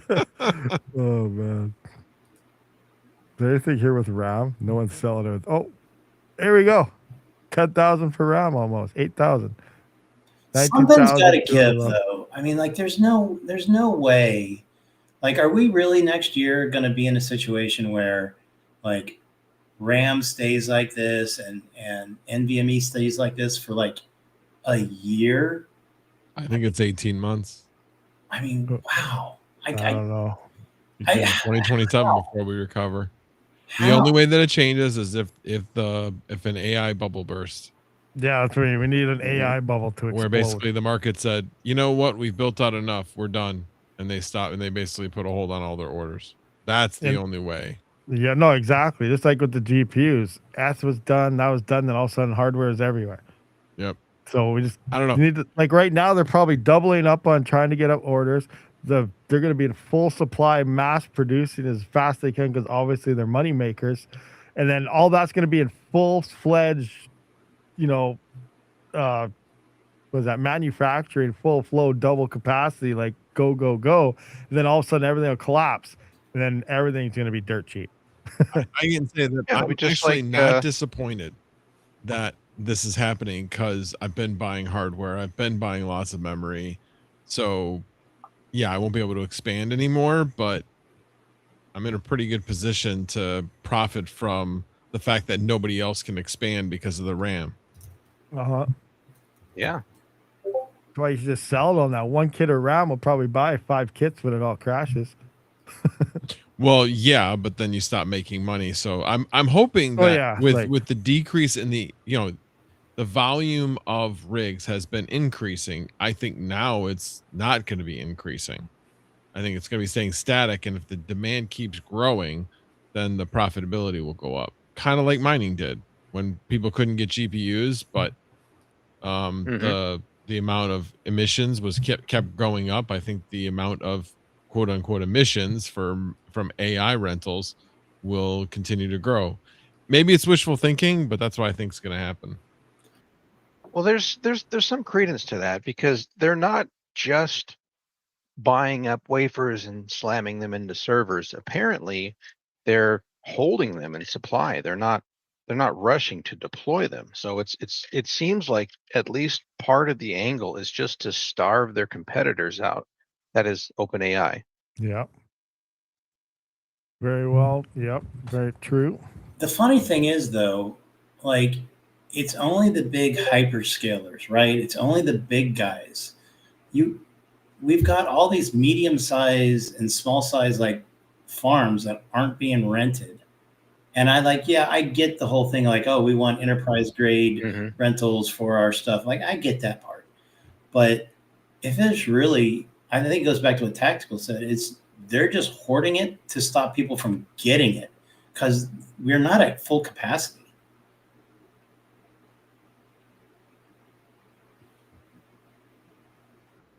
It's very bizarre watching I think Gamers Nexus did a deep dive into what's going on. It's fascinating to see this as a strategy. Oh, who does Steve hate today? What's the strategy? What was the strategy he was talking about? Because I haven't seen that one. The Steves, when they're angry, that's when you know there's something going on. Oh boy, yeah, it's like no one, like, imagine people that's trying to build like their first PC this Christmas or something. Like, it's costing them so much more to do so. Like, it probably turned off obviously a lot of people. I'm telling you, if you want to buy a laptop, now is the time to do it. It's perfect because they built more laptops, and because of the Windows 10, going away, and so they assumed that there was going to be a lot more people buying laptops than they were. And all these laptops were just sitting there, and so they put them way on sale. So I did buy a laptop, and I know that they're going to cost way more expensive. So I got a laptop with 32 gig of RAM, with a 5060 for like $1,100. That's a really nice one. It's a Lenovo Legion 5. Yeah, next month they'll be dumping it for 3,000. Good. Speaking of that, the mini PCs for like Black Friday sales were actually really, really interesting. I almost pulled the trigger. I forget. There was one that was like it was like 260 or just shy of 300 with 32 gigs of RAM in it. I think it was DDR4, but that is an incredible value given the price. Well, first of all, the premium for SODIMMs, and then just the capacity. Yeah. How Yep. big are the hard drives in those ones? I think it had a 1 terabyte SSD, and it was a little Ryzen, basically laptop CPU. I think it was like a 6 or 8 Mhm. core, but that's Yeah. tremendous value for that price. Yep. Nice. It's almost like, who cares? They'll just buy it for the RAM, and then Yeah, for sell sure. the actual computer without RAM, and somebody will Exactly. buy it. You split it up and you'll make Exactly. money. Yep, You for basically sure. pay for the rest of the system just by selling the RAM. Yep. Craziness. I'm like, I think of the ones that I built. I bought 2 minis for them, like ITX boards with the 16 core 7000 series hmm mobile chips on them, and PCIe 5, put 96 gig of RAM in them, and Man, 5090, and the 96 gig of RAM cost, first time I bought it was 170, second time I bought it was like 190. So yeah, that's a I pretty made good out like a deal. bandit. Yeah, you did. So, the pirate here has a question. Rabid mining, does the Epic 12K kit make more than an L9? And I'm gonna have to probably say yes. I think a $5,000 CPU makes more than an L9. I was looking the other day. I got some email in from, I don't know who it was, whatever seller, and the L9 was like $3,500 or something like that. I was like, this thing was $12,000 Yep. 6 months ago. And it was making like 250 a day when it first came out. Yeah, my God, I was like, man. I mean, I'm not Now, gonna buy one, but no, now it's making. I'm gonna try to find it here. The L9 16, I think. Or do I have the 15? I don't even remember. No, I have the 16. Maybe I only have the 15. $7.62 a day. That's an 8-cent power. Now I'm at 12-cent power. So my power is $4 a day. Yeah, and the sun doesn't shine in Canada, so you can't Making- pay that. Yeah. Nice. At this time of year. $1.75. How much? Wait a minute. Speaking of that, how much sunshine do you get now? Probably about 5 hours. Oh, that much? I'm trying to think now. Yeah, no, maybe a little more. Let me see. Like, it's bright out by about 9, and let's see, 8:39, and then it starts getting dark about 4:30. So Well, that's not bad. actually, we're I was getting about thinking you got less 6 than and a that. half, 7 hours. What was That's that? pretty good. It's about 6.5, 7 hours of light actually. That's not too Where shabby. we're at, the sun comes up about 7, and then it goes down about 4. Oh yeah. But yeah, 4:30 that's actually. probably what we're saying. We'll probably sit 6, 7 hours. We have the 21st is the first day of winter, so it's winter solstice. Yeah. Shortest day of the year. Yep. And then we'll start getting longer days again. Imagine being with those people way up in like Alaska or even farther, Nunavut and them. Wow, I think their daylight is like a half an hour, and it's not even daylight. In the winter time, it's like 3 to 3:30 in the morning. They get like a dawn, and that's it for a half an hour. Other than that, it's black all the time. Yep. And then the summertime, it's daylight all the time. Yep. That'd be so weird. It would be weird. Weird. Absolutely destroy your circadian Oh Yeah. yeah, for sure. Yeah, I don't need any help with that. Yeah.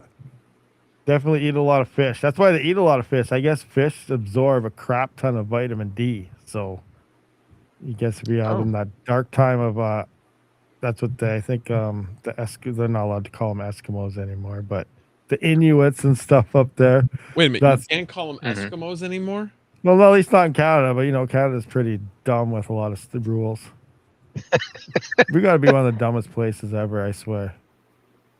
Like the way that our liberals are doing everything, like we're a laughing stock of the world. Oh, it's horrible. Like the Edmonton Eskimos was a football team in Calgary here for the CFL. They renamed their team because they thought that was offensive. Yeah, I know what you're talking about. They did that to the Cleveland Indians. Mm-hmm. I get The Redskins. Washington. That makes sense. Washington was an offensive name because it was a slur, but Is that? the Redskins, yeah, that was totally a slur against Indians. Yeah. Yeah, it was Oh. totally a slur. So that one I get. But the Cleveland Indians, I don't know. The same thing with University of Illinois where I went, and they got rid of Chief Illinois. And I'm Yeah. like, it was a totally respectable, like it was with respect. You know, everybody respected the chief, and it wasn't like a mascot that wandered the sidelines or anything. It came out for a interpretive Indian dance that it did. It was the same one every year, and they did it at the football games and at the basketball games, and that was it. And they got rid of it, which was really sucked. There were Indian tribes that didn't want it to go away. Max, whatever happened with your community solar? What's going on with that now? You're deep in the winter. So here's the interesting part. It's doing well, but the problem is it's always behind in Right. what it actually provides. So like right now, I've gotten paid out for June and July. That's it. Oh my God, it lags that half a year. It lags. So I got paid out. Well, okay, hold on a second. I got paid out for June and July on my ComEd bill in August. Okay. I didn't pay my portion until November and December. That's how much it lagged, how much when I had to actually pay them for that. Now, I haven't gotten an electric bill since August. Oh, that's not good. That's Well, that's I mean, not good. the reason why is because they're trying to fix my rate so that I can get 3 cents cheaper now that I'm on a heat pump. So I'm 100% electric for heat. And with that, I should be able to get 3 cents less. I mean, I don't make their rates. They make their rates. So that's their rules. So anyway, Wow. so I'm waiting to find out like when are they going to finally fix it. And at this point, I'm done reminding them. Like, You've done your you work. want to go another Once year? you get a bill, you get like a billing me, 10 that's grand fine. bill. Yeah. I've called you guys numerous times. Program manager over there has my number. Okay. You guys figure it out. And Yeah, at this I don't point, know. I'm recording calls. I get paranoid at that point. No doubt. Well, Yeah. all the people I spoke with were like, you know, our billing's been screwed up for almost 2 years, right? I'm like, yeah, I know, because you know, you guys haven't been able to figure out how to tell me. I have to figure it out myself how much I save on their hourly program, because their program is so screwed up if you have solar. Like they can't do the math. I'm like, that's ridiculous. I'm like, yeah, I know. That's because our billing, we can't figure out our billing right now. So that's like the last thing to even think about at this point. We got to make sure. So they basically said to me, like, it's going to be a minimum 2 months, and who knows how long it'll actually take them. That's what they told me.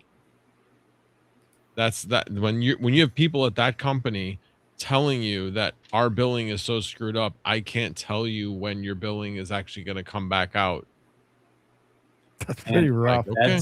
That's That yeah. makes I me was nervous. gonna tack Do you have, nailed do it you have right any there. other power companies you could try to use at that point? No, when it comes to Right. when it comes to power, you can go to a third party, but that's not what this is about.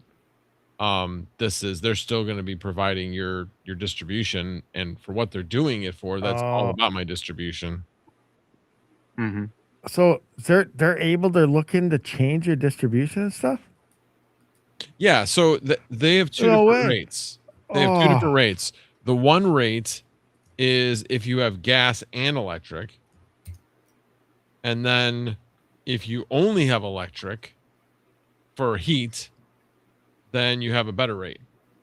And so that's what's so that's how I get screwed over. It's the third party fees. You live in Canada. That's why you get screwed over. Yeah, I mean, exactly. Well, yeah, we're so centralized out here. It's insane. But my power bill, I'm locked in from the power company on a contract for 6.8 cent Canadian. It's cheap. And I don't know what that is, like 4.5 cents, 4 cent USD, like super cheap power. But it's the third party fees that just destroy me. Like I got distribution, I got transmission, and I don't know, I want to call it retribution, but it's not. But like some other fee in there as well. Retribution. And I just don't know. Say my power bill is like $400 from the power. The third party fees turn out to be like $900. So then I have like a $1,400 bill with my power hardly being a fraction of my costs. It's stupid.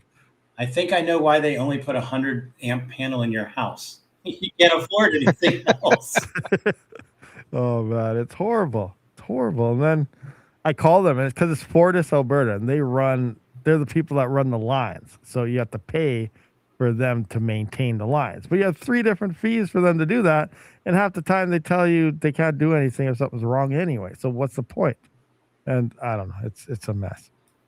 And I called them. And I'm like, hey, can I had a conversation with them one day. I'm like, okay, I got a nice locked in power cost. It's nice and low. Is there anything I can do to change this? Like you hear on the news, the Alberta government is call your power companies, try to lock it in. Don't be lazy, blah, blah. We did all that, but they don't say anything about the third party fees. And the third party fees is where the majority of your bill is coming from. And they don't budge on those fees at all. I even told them one time, like, so you mean to tell me I got to move out of Alberta into BC to get decent power costs? That's what I told them. And they said, I guess so. Like, I was like, what? It's horrible. I mean, you can't do solar. I don't know. Well, Does the wind I blow could up do there? solar. Like, I'm kind of looking into it. Like, summer solar would be okay. It'd suck in the wintertime. But I'm debating on maybe trying to get some solar, but I need to find a place that sells decently cheap panels that won't cost an arm and a leg, because I tried to get a quote. Panels aren't the high cost. Those are cheap. It's the batteries and the inverters and the install. Well, yeah, it depends how you're going. If you go on grid or off grid, obviously on grid's cheaper, isn't it?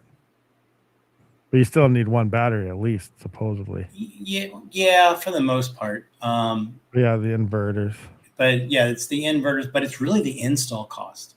The cost for installs are just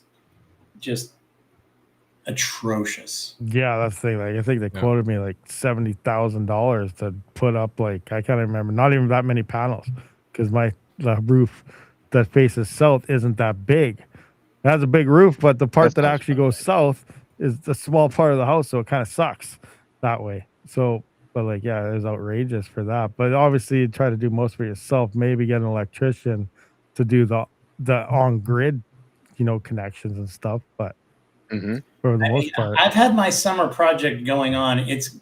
We're almost at the end of the year, and I called my electrician buddy up, my solar installer buddy up, who put the panels on the roof. I'm like, man, life has gotten in the way. I can't get this done. Like every weekend, it's like the girlfriend's hot water tank at her condo blew out. Oh no! Yeah, guess who fixed that? It's like, oh, the heater at her other rental property blew out. Guess who? So it's like I don't have time to finish this, and it's like, hey Ben, just come on over, man. Just come get on done over. for me. Yeah. So. Darn. Oh yeah, those blue Yetis. I was curious about those. Someone in chat there, Ryan, just says, I got a blue Yeti Elite 100 V2 coming. It's PV priority UPS mode. Should allow me to merge my solar with my grid power without. Yeah, I was looking at one of those too. I think that'd be interesting for something like up to like 1,000 or 1,500 watts, where you just slap out 2 or 3 panels out the window, and that'd probably run a lot of the solar miners, maybe a couple CPUs and stuff. And then when it runs out of battery, because it charges off solar, I think, and then once it runs out of battery, it automatically switches to the power in your house. So at nighttime or something, or if you don't have enough charge, you can do it cheap. Like if you want to do it cheap, there's 2 different things. You can get the plug and play, where it's like you have to have grid power and just have a couple panels, and it'll it's like the micro inverters. You can do that. You can. Yeah, that run an air reminded me of conditioner those. on that. That's Keaton fun. showed me one of those. He got them off AliExpress, I think the 1400 watt ones. Yeah. You just plug a couple panels into it, and then you plug that into your wall, and Yeah. it'll feed it back in. And I was like, actually, that might be an interesting thing to do just to offset. I was debating on maybe some of those. Yeah, I mean, I've got 2 of them, right? I mean, they're not that great, but they're fine. You can get for like $400 now the Vivor. It's basically a split phase, which is just like one phase inverter that can do 5,000 watts.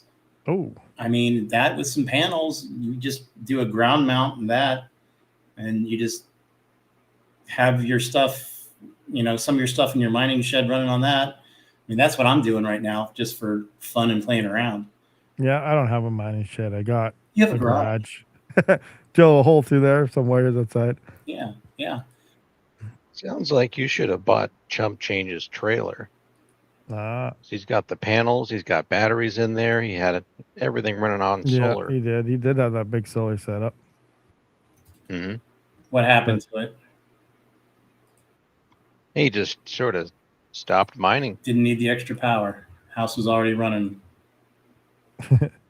Well, I think he has a pretty outrageous power rate. He's in Niagara Falls, right?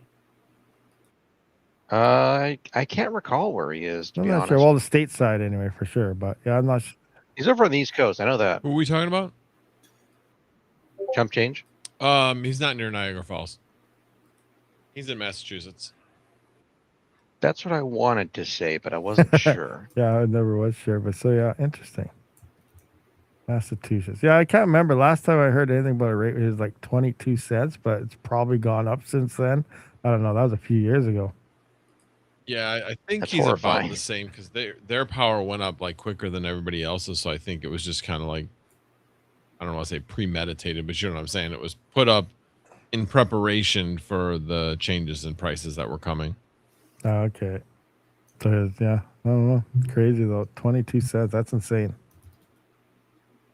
I mean, the guys in Europe, they pay stupid. Oh, sometimes 45 cents. I think someone said they're up to over 50 cents somewhere. I say the guys in Europe, but people in San Diego and California, God bless them.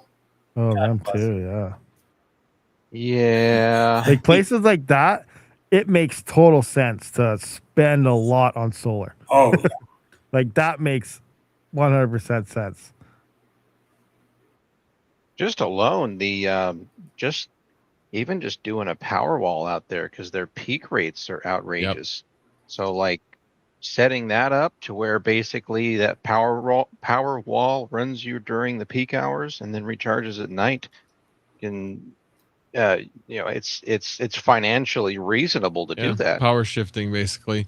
The other thing is they have so many people out there that have solar. They have so much solar coming in, is that you do still have peaks during the day, but there is a dip during the day where they don't need more power. So like, especially like late afternoon when the sun is like not at its peak anymore, so the solar isn't putting out as much. So yeah, later in the afternoon is probably when their peak is like 3 to 7 or something like that. Makes sense. The pirate says his rate is 35 cents. Solar power is the only viable solution. That's crazy. 35-cent power.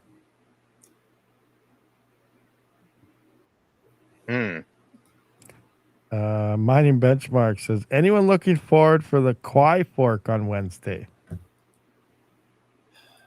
I can't handle any more forks after this. Yeah, and the Quai fork's going to be interesting because, that merge mining thing and everything. It's crazy. It is interesting. I need to wrap my head around that to really understand what's going on there, because you've got script and some other stuff, and it's kind of like Cubic, but not. You got SHA-256 for Bitcoin Cash, script for Litecoin and Dogecoin merge mining, and then you also got the native Kapow chain for Quai. So, but that's not merge mining, right? No, they're not merge mining. This is more like Digibyte type of mining, where you have a bunch of different algos that all mined the same thing.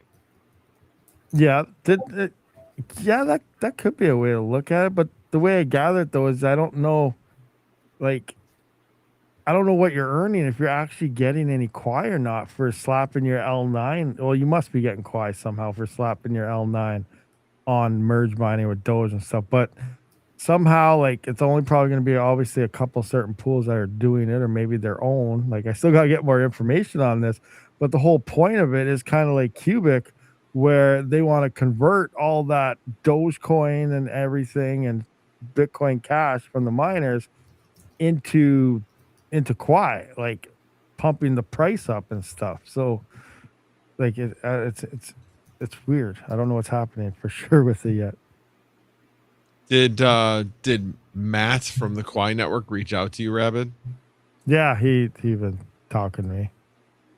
He wouldn't, you said? He said, yeah, he's been talking to me. Oh, yes. Okay, got it. Yeah. Right here, like to see, look at his DM right now. Oh, I don't know if it's Matt, it's Alank. I don't know. This is somebody from, well, I don't know. This is a guy named Matt. His domain is dominantstrategies.io. Oh yeah, they said they give you something like $20,000 to make a video. What? Just kidding. What? I want to see if Panda was still listening there or something. This is a test. And Panda failed. Oh man. Matt was listening though. That's hilarious. Yeah. It's been a week though. I'll tell you what. I mean, it started off with being on a not a live stream, but a Teams meeting call, getting with a bunch of lawyers getting yelled at to staying up on a Sunday morning on a test net or on a hard fork. It's been a week. I'll tell you what. God Almighty. I'll no argument for me on that one. It's been a week for completely different reasons, but it's been a week. Isn't it supposed to slow down at the end of the year? Like, what happened to that? Not through Christmas. Yeah. Everybody wants the last week of the year to be slow, so they cram everything they can into the week before Christmas. Panda was listening. No. It's 50K and I took it.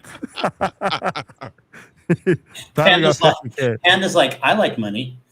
What is that? Victor Sanchez 5058 says, why is Xelis forking? For the most part, it's just well, they're making the block time faster, and for the most part, it's to allow all the hardware to be closer together in hash rates, because the 170s right now are just dominating the network. So for the algo. The algo there, yeah. So yeah, they're just gonna make all the hardware closer together for mining and efficiency wise. But also they're doing smart contracts and NFT. That's true. There's NFTs, smart contracts, faster block times. There's other things going into there, but I think the main thing that miners are looking at is the hash rate changes. Yeah, which reminds me, I need to figure out how to write a digital certificate or an NFT or something like that on that chain, considering I said I could do it 6 months ago and I haven't done it yet. Uh-oh. Yeah, I know. I'm so behind. So behind. Here's something here, though. SHA and script mining now available when it happens. But this is that SOAP thing for Quai. It says with the mainnet launch of SOAP, miners using SHA-256 and script ASICs can now earn Quai rewards. So you will get Quai rewards. Miners simply point their existing rigs at Quai network mining pools. This is a massive expansion of Quai's mining surface, welcoming new communities of ASIC miners. And how profitable will it be? Wondering if mining Quai is worth it for your hardware on launch day? We've got you covered. You know, everybody promises the world to you, and you end up with nothing. But Quai mining profitability will be tracked on hashrate.no and what to mine, covering all three algorithms: Kapow, SHA-256, and script. Good news for GPU miners. Kapow, SHA-256, and script each operate on independent difficulty adjustment algorithms. Well, it makes sense because they all run off different algorithms. Gee, thanks for that one. Yeah. So incoming ASIC hash rate won't touch your rewards, at least until Bitmain releases their Kapow ASIC. Wink. Wait a minute. It won't touch your hash rate. So what? That has nothing to do with it. Are they increasing emissions? Or are they going to have to spread the emissions among all the algorithms? Yeah, that's what I'm not sure about. They'd have And to I guess split it says, the and emission. with increased emissions post fork, GPU miners will actually earn more QI than before. Yeah, except now you've increased inflation.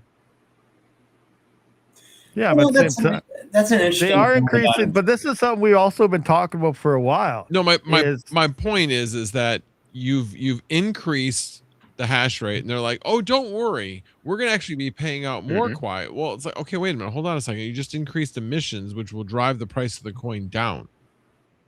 Correct. Yeah. So you're basically dealing in semantics at this point.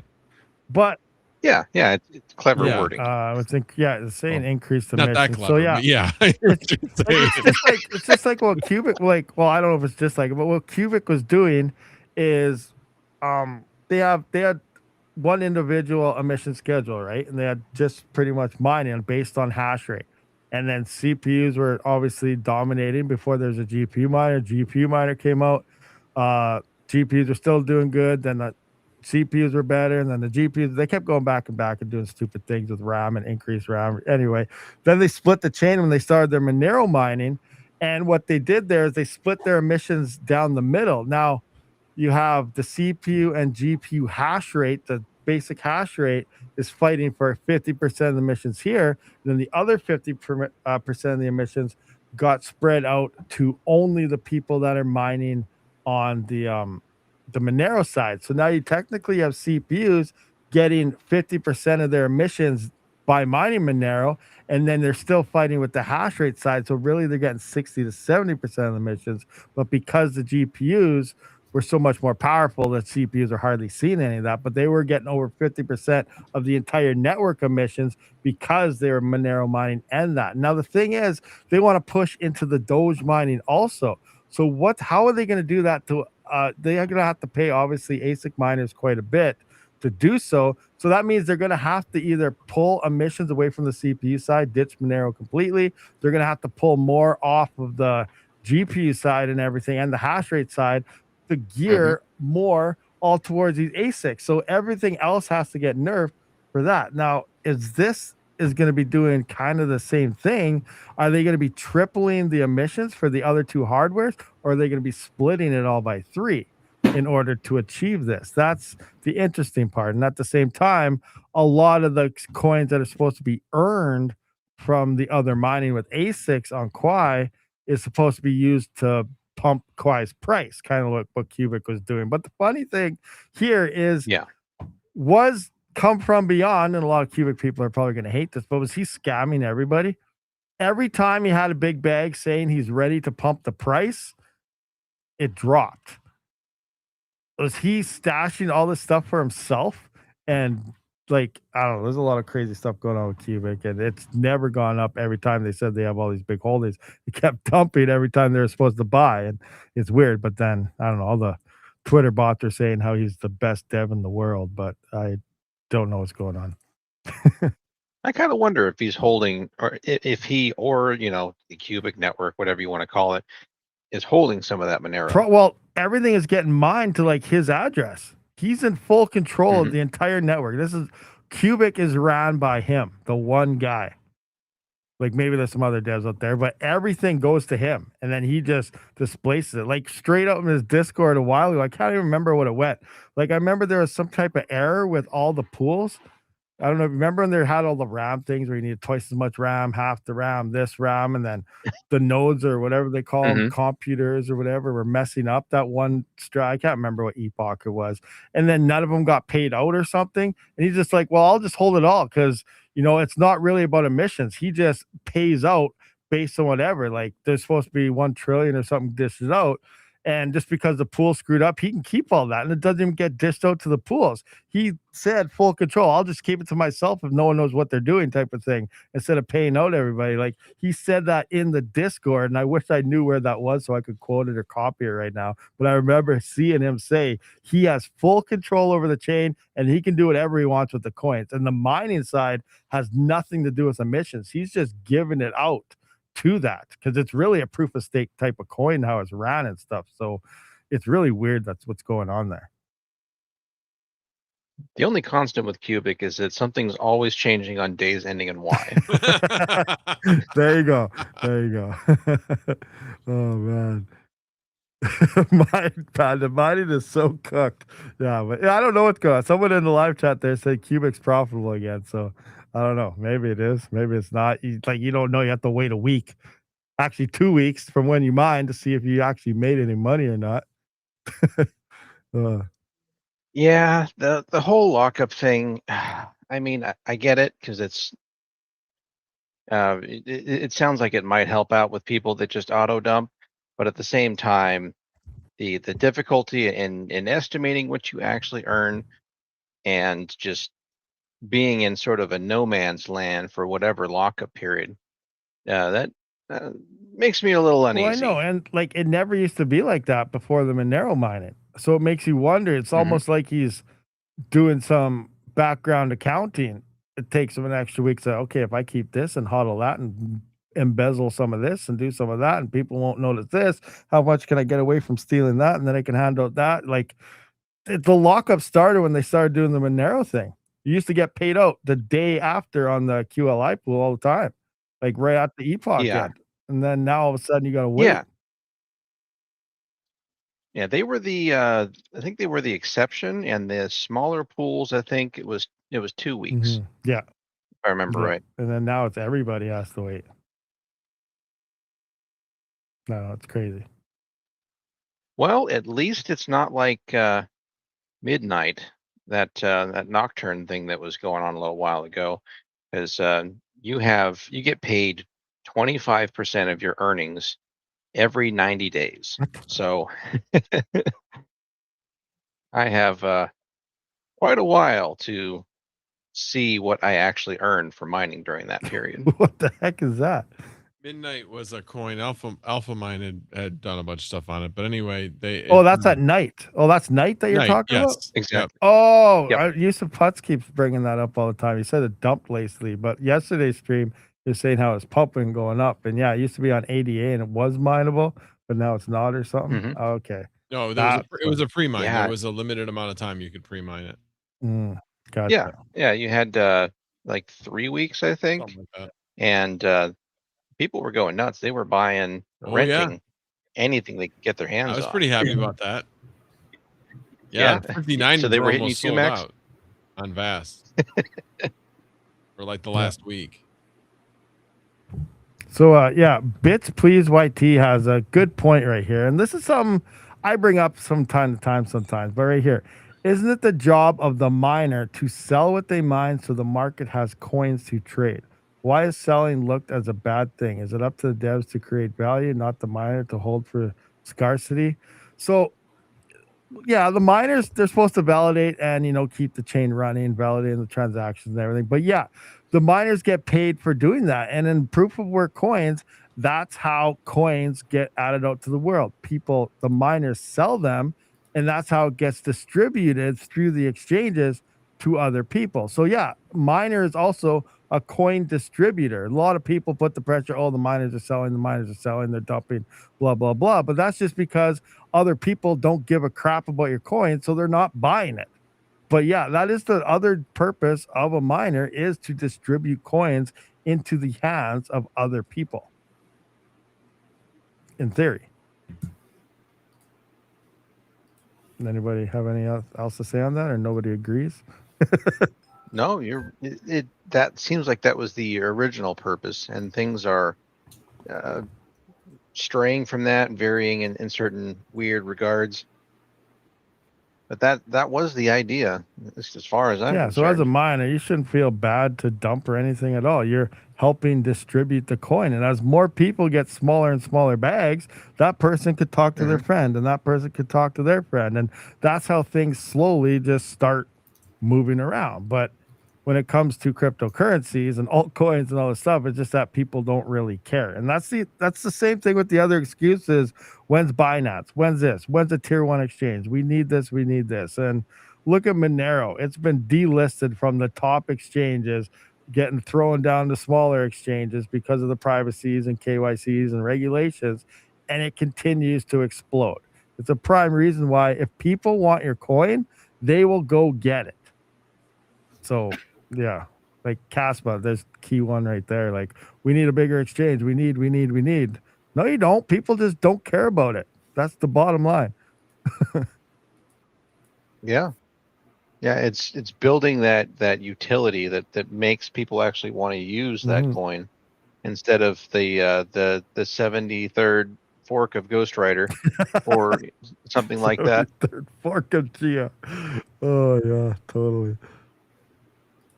The space is full of it. For sure, Pat, it's full of it. Like, everywhere you go, all it is someone else trying to sell you their bag, trying to pump up their bag, looking for somehow to get their bag higher. Like, mine the coin, sell it, don't feel bad. That's just what it comes down to. We need a coin that has revenue. Yeah, well, yeah, you definitely want revenue Mhm. for sure. Like, what has revenue? Like, that profitable. was Ethereum's big thing. It was, with monkey pictures, NFTs. Oh, we have revenue, Yeah. right? I mean, like, there's no revenue on any of this stuff. That's why it won't work. Mm-hmm. Yeah, nobody cares about it. And then you look at proof of stake. Where's the coin distribution for that? Those are just whales with big wallets buying all the coins and then running all the nodes, 100% centralized. But those coins aren't going anywhere. They're not selling them. You just buy the bags and hold and wait to dump on somebody. Like, Yeah, it's well, I wouldn't even go that far actually, because there's a waiting list of people that want to cash out for ETH. Oh, really? Yeah. There was. I don't know if there still is. There was. wait. Oh, you gotta wait. Yeah, cash. because Oh, you the cash. can't Oh, just, yeah, your you have to nose. get in That's line. right. I Right. forgot about that. Right. Yeah, they have a built-in security to make sure that not everybody tries to cash in at the same time. Yeah, They that's need right. the That's support not for the because, yeah, network. imagine that one day everyone said, I'm done with this. See you later. Sell their Yep. node, and then all of a sudden the network goes down. It's when your nodes rug the network. So that makes sense. Yeah, I forgot that they have that in there where, yeah, there always has to be, I think, a certain amount of nodes running. And then, yeah, once a new one comes up, then you can finally sell or Mhm. something like that. Yeah. The people are stuck there. I That's mean- like staking and not being able to get out. Mhm. I don't like it, but at the same time, if they didn't do something like that, there would just be this permanent, gigantic sword hanging over everyone's head. As if everyone decides to break all their nodes and sell at once, it'll just nuke the Then it'd coin. be like Solana. Like, when's the chain gonna move again? Oh yeah, what's going on with ore? How's that lottery going? Oh, the lottery. Yeah, I don't know. That had revenue. There's the revenue. That I'll admit it was interesting. That certainly cranked up the price of Solana and ore. I want to create my own lottery. Oh, geez. I mean, it gives me hope that there is a way to make money online. Yeah, the concept is bizarre, but apparently there's an audience for it. Oh, for sure.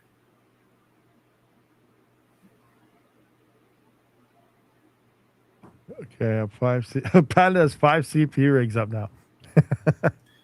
Oh man, I still can't figure out how to get Rigel working.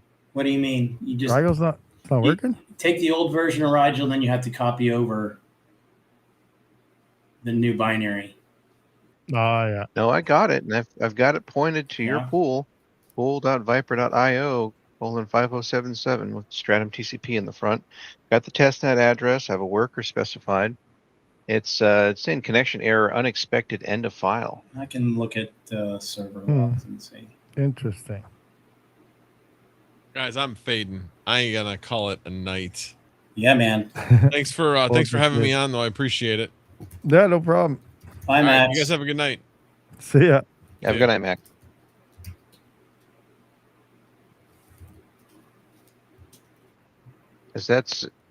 There was one screenshot I saw floating around. Looked like 5070s might be, or at least the 50 series might be pretty good as far as efficiency goes. So that, if I had to guess, and I'm sure we're going to see more testing once everything's live, but that might be the part where you're going to see some relief for GPU miners that are complaining about the shift in revenue. I'll say. I think there was like 75 watts of 5070, something like that. Oh, 75 watts, pretty good. That the wall? Yeah. No, that was reported in Rigel. Okay. Oh, Rigel thinks usually close. So it's probably maybe around 85 then, maybe. Something like that. So yeah. what worker name are you using? It's Octo-1-V100.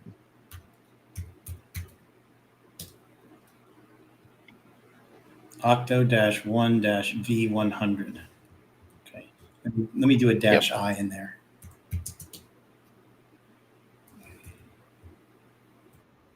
I'm using that the testnet address that you put in chat earlier. Everybody's using it. I'm sure that doesn't narrow things down very super much. easy. That's why I asked what rig name you're using.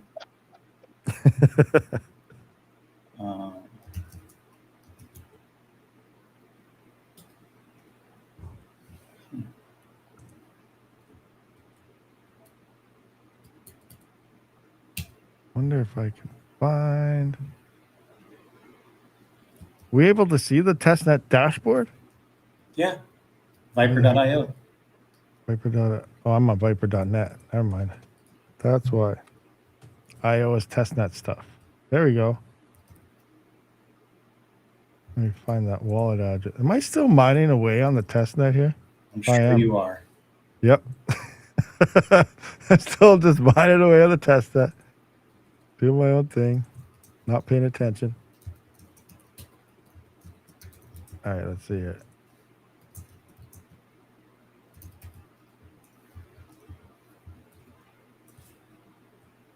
Wait a minute. What am I? That's the wrong one. Where's IO? Rigel 1. Okay, let me have a couple more lines around that. Grep -A3 -B3. Okay. It's always time for more coffee as a pirate. Always. What is it?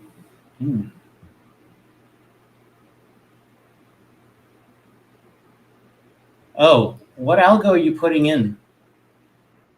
So I was trying both things because, from my understanding, if you want it to be ready to, well, it's not going to do it because we're using the testnet wallet.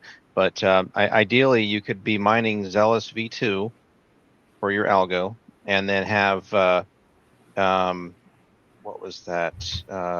Enable fork for your secondary argument, and it would automatically switch over once the fork happens. So I have my algo is Xelis hash V2. This is testnet. And then I have the enable. This is testnet. Just do the V3. Yeah, V3. Okay. So when I do Xelis hash V3 with the same wallet, worker, and everything, it's still saying unexpected end of file. Like here, I'll send you a screenshot. I'll DM it to you. If I'm blind, please correct me. I'm gonna log into my one rig that I have that's doing this and send you my command line. I'm not even bothering with the 170HXs. not even bother. They're nerfed to nothing. No. At least for the first day. I mean, I'm curious to see what they're going to do. Something to do, you know. It's fun. That's really what I've been doing with these octo miners. Not really seriously mining anything, just going through and playing with different algos and seeing what they do. You know, especially what Foster was doing with WhoHash. You know, he seems to be really cooking when it comes to cranking out some interesting miners. Yeah. I just talked to the dev of the WhoHash miner. What am I going to call it? Who CPU? Like I don't know. I just told him we were talking about him. Maybe he'll join the chat. Oh, we'll see. Yeah, you know, that's right. To go back to what IotaPie, was that you that said that earlier, or was that Rabid saying that somebody was thinking that the devs are Oh, sandbagging? I think they're sandbagging. I 100% think they Oh are. yeah, that's yeah. 100%. I think they are. Yeah, I mean, looking at what was going on between Wild Rig and 1.0 with Qubit Coin, where it felt like every 6 hours they were releasing an update to increase the performance of Qubit Coin. I don't know if you guys were following that. Yeah. They're bouncing back and And it forth was constantly, like every couple days, sometimes twice a day. yeah. They're just disassembling each other's binaries and stuff, right? Oh, probably. Oh yeah, I got a boost. That makes I got sense. a boost. I got a boost. I got a boost from your boost. I stole your boost and made my boost better. Yeah, it's straight out of Magic the Gathering, just counterspell, counterspell, counterspell. Keep bouncing it back. I'm just trying to get this ready now for the actual mainnet. Okay, so I'm going to send you over in chat tag the command line I used. Not that it's secret or anything like that, but I don't know what I can paste in the. Yeah. Okay. So now for mainnet, are we going to need Stratum plus TCP? I'll just put it in anyway. There we go. I'll just copy that in.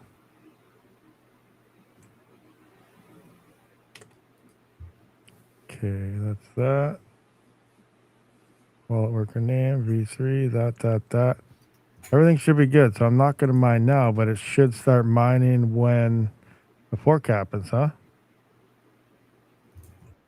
Same thing. Okay, I'm not crazy. It says connection reset by peer, OS error 104, and then unexpected end of file. That's exactly the one I'm using. Like that's a bash script I use to like mine it. Did you copy and paste my command? Okay. Yeah.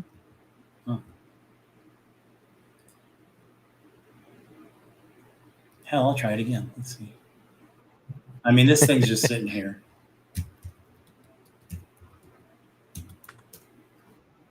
Has anyone else? I guess I'll ask the chat. Has anyone tried to connect Rigel to the testnet? I mean, I had it working earlier, but I might have broken it. I don't have any GPUs hooked up to anything to try it. I might be able to. Well, this is. I wonder if I could try Windows right quick. Download it. Yeah. I'll try to download. Let me see.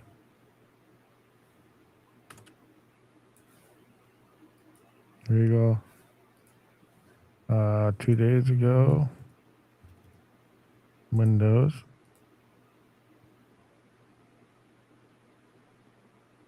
No, I don't want to. Oh, crap. It's downloaded to my pictures folder. So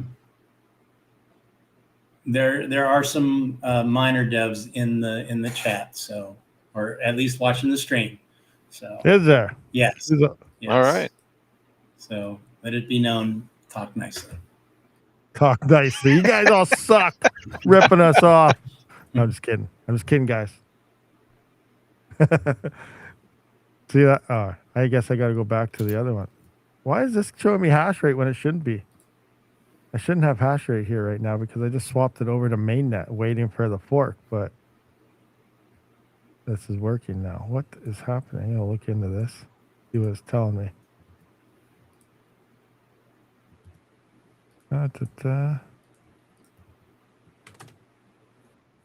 Got it on Windows triple or quadruple 3 port.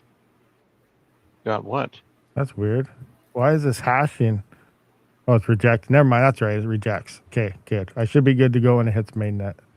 I'll just burn power till then. Okay, what do we got? Okay, go back into Windows here. Re-download this.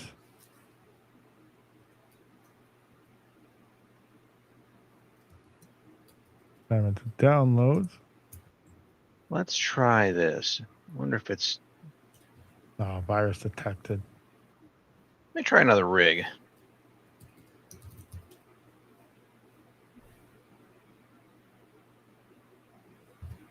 Nah, I think something's going on with the test net here.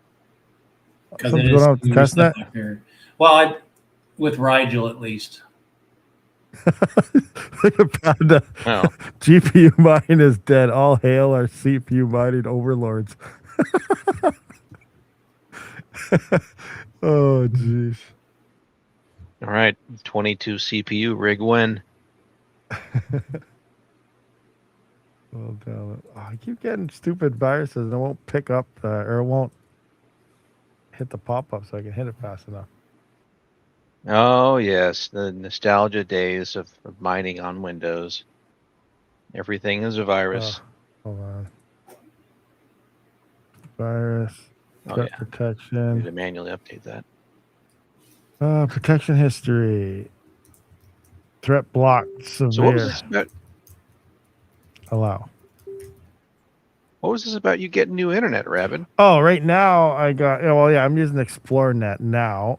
Previously I was on a Telus, which all they had in my area was, what was it called? There's like 68 down and what was it? 7 or 8 up. It sucked.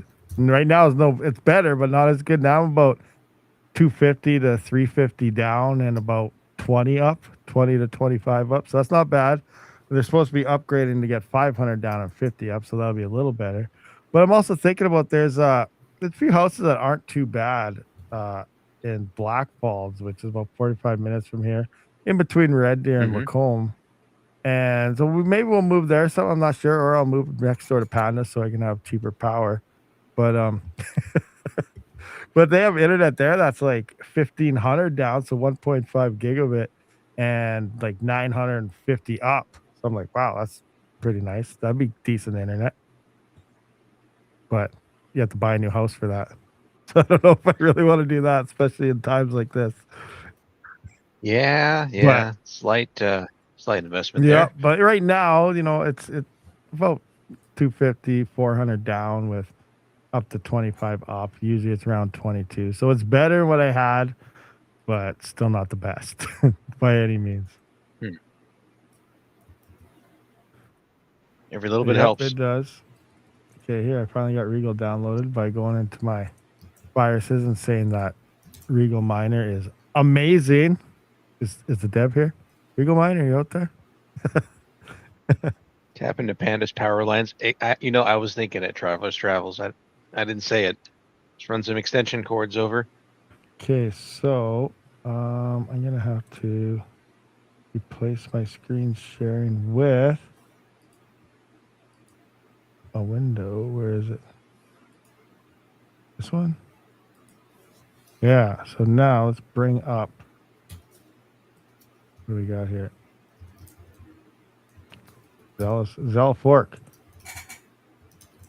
All right, let's open this. What the heck? My rig, Viper, D Viper.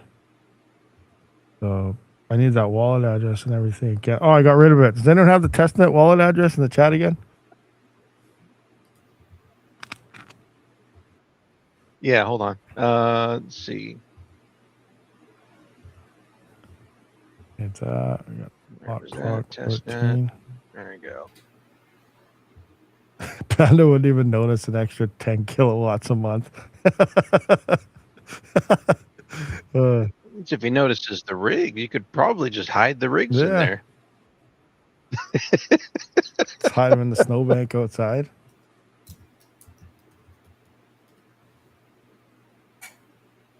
Papa, don't you have the back door into those rigs you sold Panda anyways? Hey, quiet.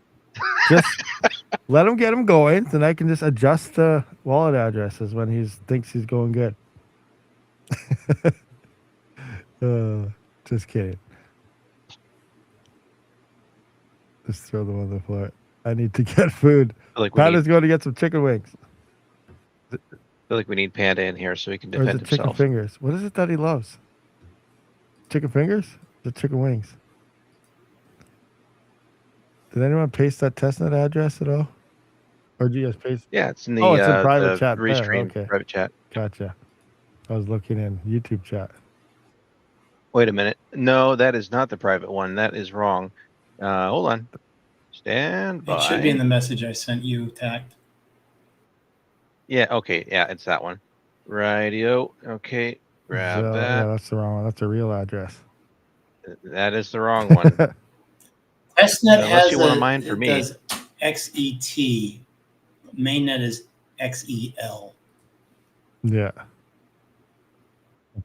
There is XET, all right. the test one. Okay, let's see here. Add my wallet right here. Okay. Enable fork. Now, what was crap? What was the address to the testnet pool now? Oh, that's it right there. That is, it's in there as I see well. it there. Got him. TCP 5077. All right, let's see here. All right, got that. Test 1 will be the name. I don't know how this will work. Okay. Try again, TAC. It should work now. Alrighty.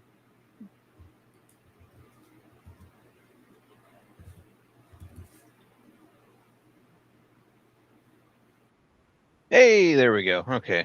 It's working. It I is. got it working too. So 4090 with no overclocks is doing 11. Oh, this means I can test my Franken GPU also. Oh, sorry, Rabid. 12 Go ahead. kilohash. Pool it's saying 15. 13. So about 12 kilohash, but that's with no OC. So it's probably cooking right now. Oh, no, wait. I think it is OC. I think it's defaulted. Oh, yeah, it's defaulted like 1400. So you can probably get a bit more. But yeah, right now my 4090 is around 11.8, 12 kilohash. It's not, it's overclocked really lightly though. I'll just see if I can bring up my screen here. With this right here. That not showing? What?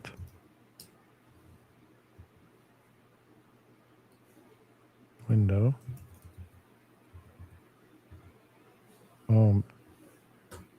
Maybe my, oh, it was showing. Oh, crap.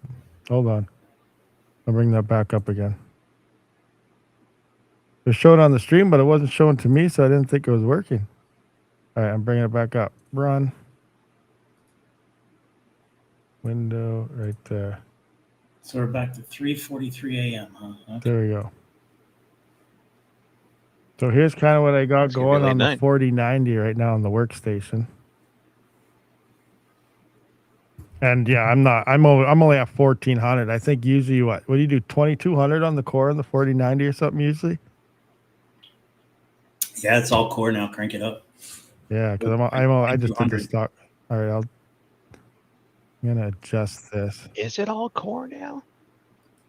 It's a lot of scratch pad area. I don't know. The dev in the chat should say something. Well, let's see. Okay, I'm gonna try 22. Remember, I'm also live streaming, so I don't want to go too crazy. Core clock 100. Usually I go 300 on the offset, but memory clock's at 500. So I'm gonna go 2200 on the core here. All right, I'm gonna boot it up again. Run.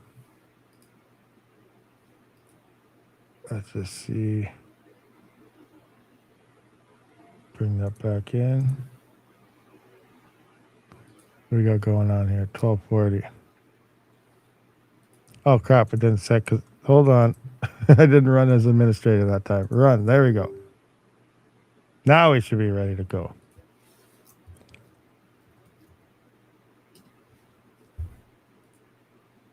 All right, what are we going? 11, 12, same thing. Overclocking didn't even do anything. 12.5. Well, we're getting a little more actually. I mean, it's a really low hash rate algo, right? So you're only going to see little changes. No, it is, but like 4090 is doing 12.6. You said the HX 170 was doing 7 kilohash. Then we saw a 3900X doing 10 kilohash. Yep. And then 7950Xs are doing 20 kilohash. GPU mining's dead. The CPUs they're crushing. But then again, you said the GPU devs might be holding back on something. GPU devs, you holding back? So these are some numbers we've been getting on testing here. Actually, I guess I'm gonna have to put all this back to the test net here, because if there's GPU devs now, they probably want to see some of the numbers. So let's just readjust all this again. Go back into Hive OS. I'm gonna close this out. All right, so share this. All right, so I'm gonna change this flight sheet back into testnet stuff.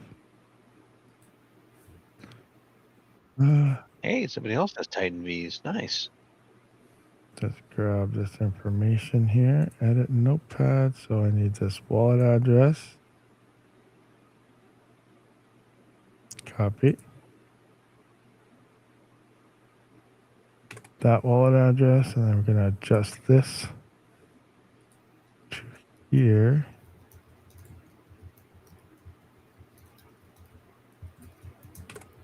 All right, I think we're good on that. Okay, apply, update, all workers. Now we should get the CPU numbers again for the test net in a minute here once we let this update. That way, I guess any of the GPU guys out there can kind of look at some numbers to play around with.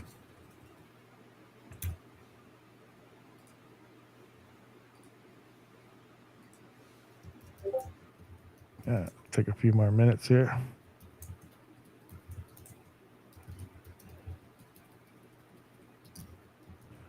And what are we looking at for? Whoa, where's...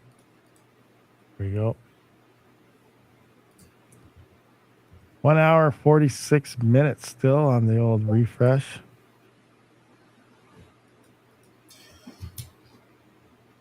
All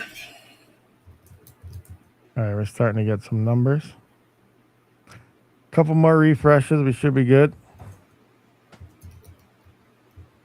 Regal has enable fork also on it, I seen. Yeah, in there, in its spreadsheet, it has it right here. So tactical.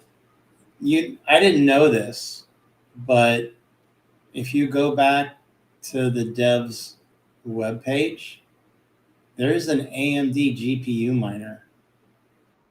Yeah. I mean, the only reason I pointed out to you is because you're like the only person I know that has AMD GPUs. Yeah. Sadly, I've gotten rid of nearly all of mine. But I do have a 7900 XT, and then of course the BC250s. Oh, the BC250s. I might give those a whirl. Yeah, there you go. Mm-hmm. Yeah. Oh, Iota Pies, the pirate sent you a screenshot with results. What was he testing? Oh, okay. The A2000s and the V100. So what we got here? Hold on. I'm old. Let me look here. All right. So I'm going to read off now if there's some of the devs I got back. The CPUs are back on the test net. So 9950X 3D is 17.3 kilohash. The dual epic is 71 kilohash. The epic 7742 single is 35. You got a 3950X at 12 kilohash, 5950X at 12.4. 3900Xs are around 8 to 9.5. That's what the server is down here as well. We got a 5900X around 9.6 kilohash. Then we got the 7900X is at 15.6. And then the 7950s and the 7950X 3Ds are 18 to 20 kilohash. Yeah, they're just absolutely smoking. Yeah. Just absolutely decimating. JLFM7LR, yes, you are visible. We see you. So the pirate tells me the A2000s at 69 watts is 7.7 kilohash. So 170HX level. The A2000. So yeah, they're the same as that 170HX now. That was crazy to think. A2000 versus 170HX. Same hash rate. The V100, Tesla V100s at 83 watts is 10.2 kilohash. Ooh, 10 kilohash. So that's actually better than a 3900X. If you consider the hash to watt. I'm gonna plug in. I'm gonna plug this in here to a watt meter to see what it's getting for the 17 kilohash. I'll be right back. Okay. Yeah, that's what I was thinking about was how the the raw hash rate versus hash to watt looks. That might be the balancing factor. Yeah, I agree. Like if you've got rigs and rigs of V100s, 88 watts. I mean, that's better than 3900X. 3900X is probably 100 watts with all the stuff. Yeah, I mean, Yeah, that'll but be. But the V100 is going to have those external fans that are just going to suck the Yeah, watts yep. down. Exactly. Yeah, you got to tack on basically another 100 watts to however you have them configured. Because of those octominer fans.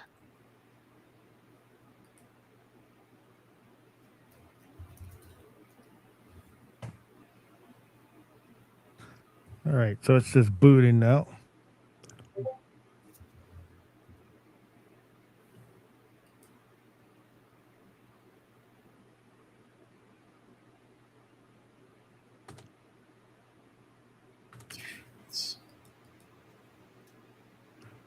All right, it looks like it's ramping up, so I'll go check the power now.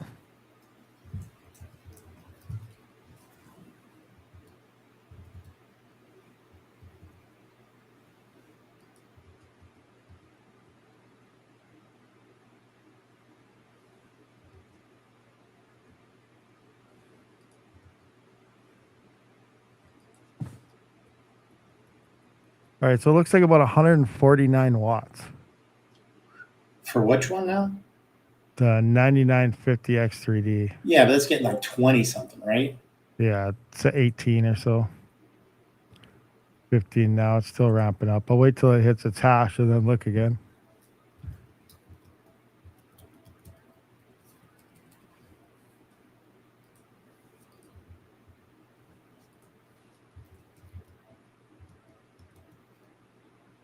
Ramp up. Let's go.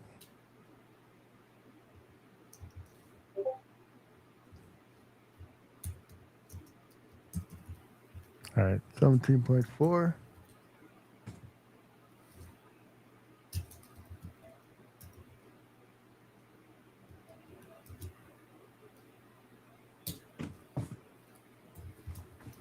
Yeah, 149 watts. So that's what all these will be pretty much doing. So what is that for hash to watt versus those ones? So 100, so 17.46 kilohash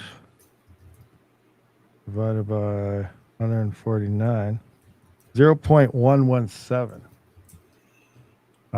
kilohash per watt.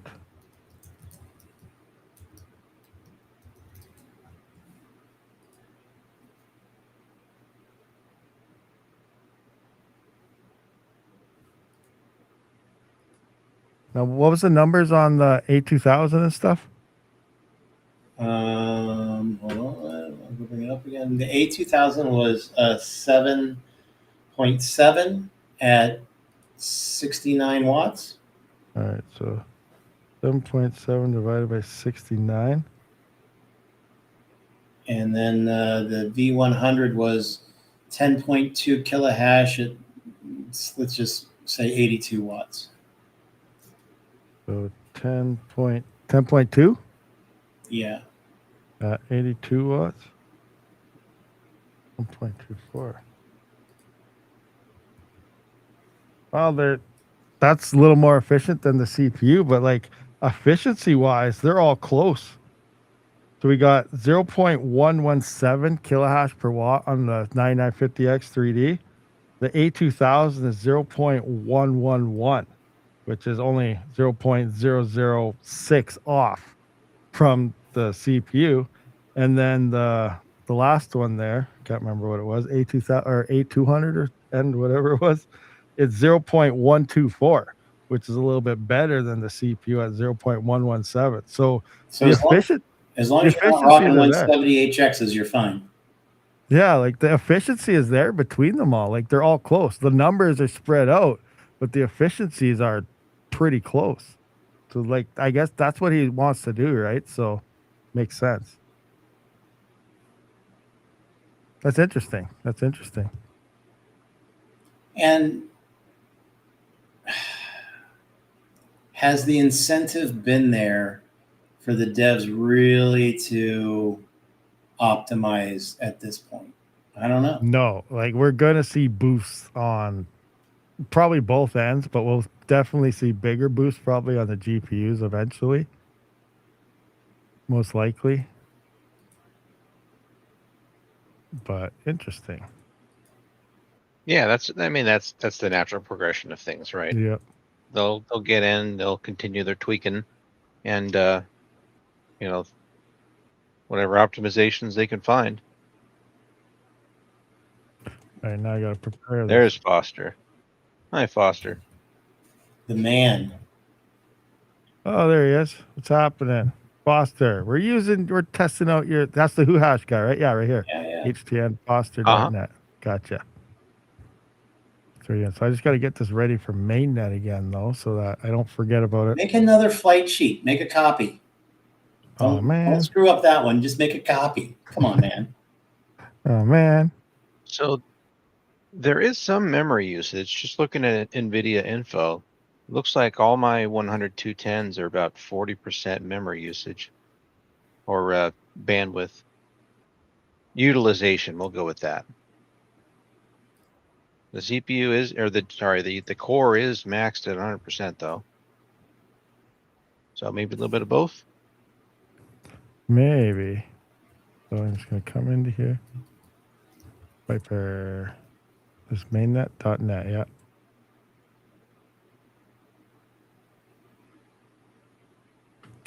Right, got that. I need my real worker name. I guess I can just plop that in there.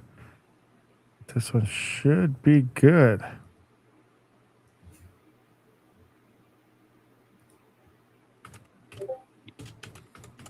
There, mainnet.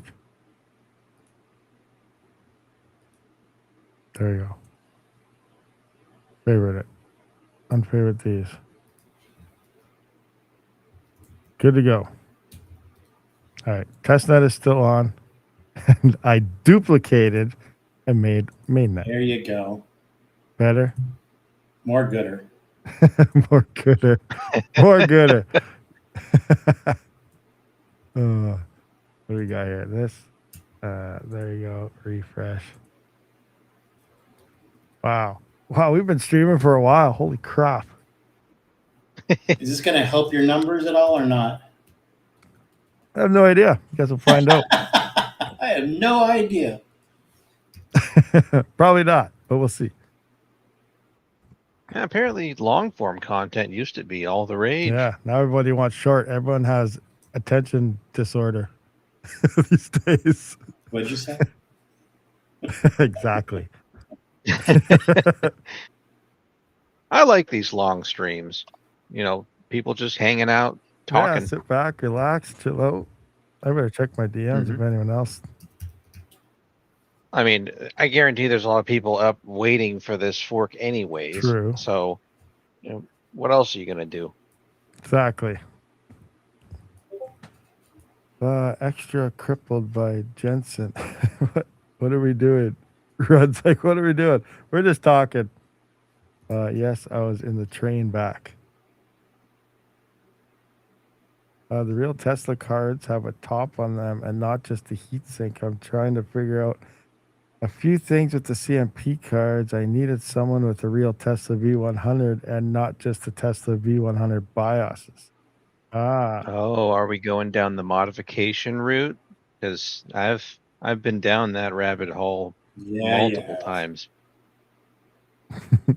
GM Zombie Miner. He's trying to do something. Yep, he said yes. He is. Yep. Yeah. I've got the V100s with the special V BIOS. I have the CMP 100-210s with the CMP BIOS. I have Titan Vs, and I don't have a regular Tesla V100. Thought about buying one. They're actually strangely becoming available now at more reasonable prices. They've cracked under 500 for V100s. I think the best price I've seen right now is around 350 or so. which is interesting. Like real only- V100s. Real deal ones. Yeah, these are the weird ones though. They're the full height, half length. They're one slot cards, still passively cooled. So like you could, I guess you could just cram an absolutely ridiculous amount of them into a system. But yeah, like that is something that I think you would probably end up having to do at this point, is to grab a real one and just compare the caps on the back. And I think Lukewarm Miner was saying that there were some resistors for that, like were responsible for the device ID, or how that GPU identifies itself, that was part of the problem with getting that flash to succeed. Because I've got the BIOS modified, that should work, and it's just down to whatever physical locks are on there to get around Falcon, which is their anti-flash validator. It's a Linux like subsystem that runs on these cards that validates whatever you're trying to push BIOS wise. So it's just getting that thing to not reject whatever you're doing. Because I've got successful flashes. It's just getting around that. Exactly, Scroll Masters. Don't let Panda know. Foster there says Titan V is going for around 250 USD in the UK now.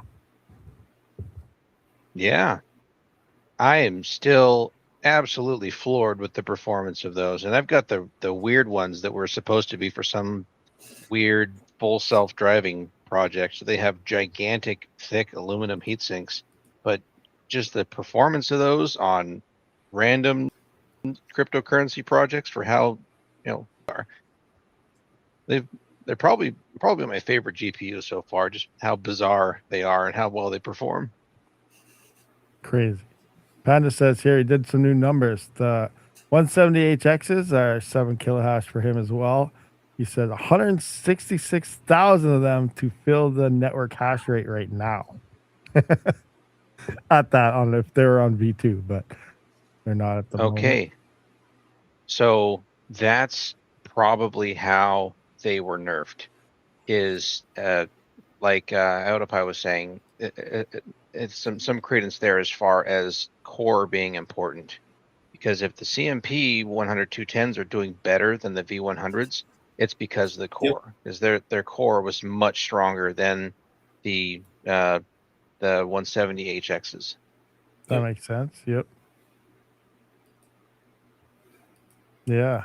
The 170s, well, they're built for Ethereum, which was memory. So Exactly. Well, they were A100s, right? That didn't make it. That had memory defects, and so that's why, because didn't those cards normally come with like 100 gigs or something like that? Yeah, so there were two models, and that's why there's a 10 and an 8 gig version of the 170HX. The 8 gig models were the original A100s, which were 40 gigs of HBM2, and then NVIDIA did a mid-cycle refresh, essentially their, I guess, data center versions of Supers, and the A100 80 gig model is using HBM2E. So like you kneecap down the 40 gig model, you get the 8 gig 170HX. You kneecap the 80 gig model, you get the 10 gig one. It just came down to how many stacks they crippled on those cards, and to get it down to well, they were CMP defects. They were defects in manufacturing, and so it's like they're not going to throw them in the trash. They're like, oh, mining cards. True. Yeah. Panda saying so technically 3070s must do better than a 170HX now. I shouldn't have traded. Oh my God, he is so obsessed on this trade he made. Oh my God. It's okay, man. It's okay. That was the bread and butter though for them. Wasn't the 170s? It was all Xelis forever, wasn't it?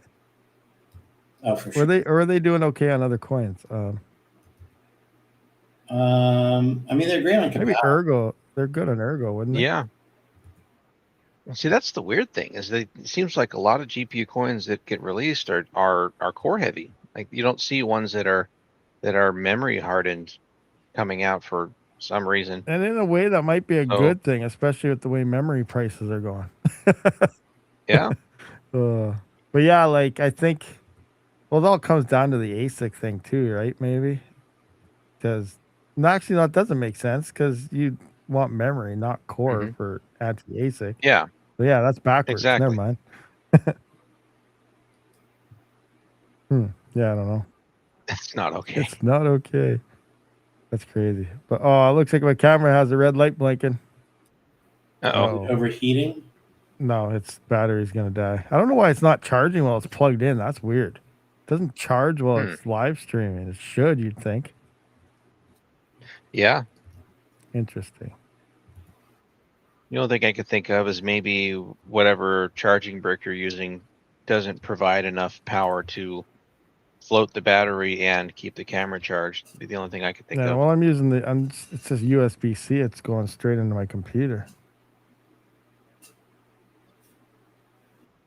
Is that USB-C to USB-A or is it USB-C to USB-C? C to C for faster That data should transfer. provide But maybe enough. it doesn't have enough power transfer.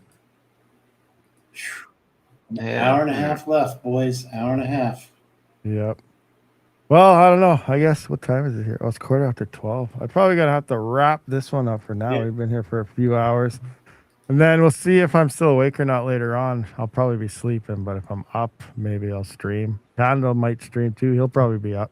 We'll see what happens though. But yeah, I gotta wrap this up. So nice talking to everybody. And tomorrow I will be live again tomorrow, and then we can check out some numbers. I guess today because it's after midnight, and then we could see everything after the fork. But everyone for coming out. Nice seeing you. And thanks to all the guests that showed up and talked with us tonight. And we'll all see you on the next one. Rabid out. Thanks for having me. No problem.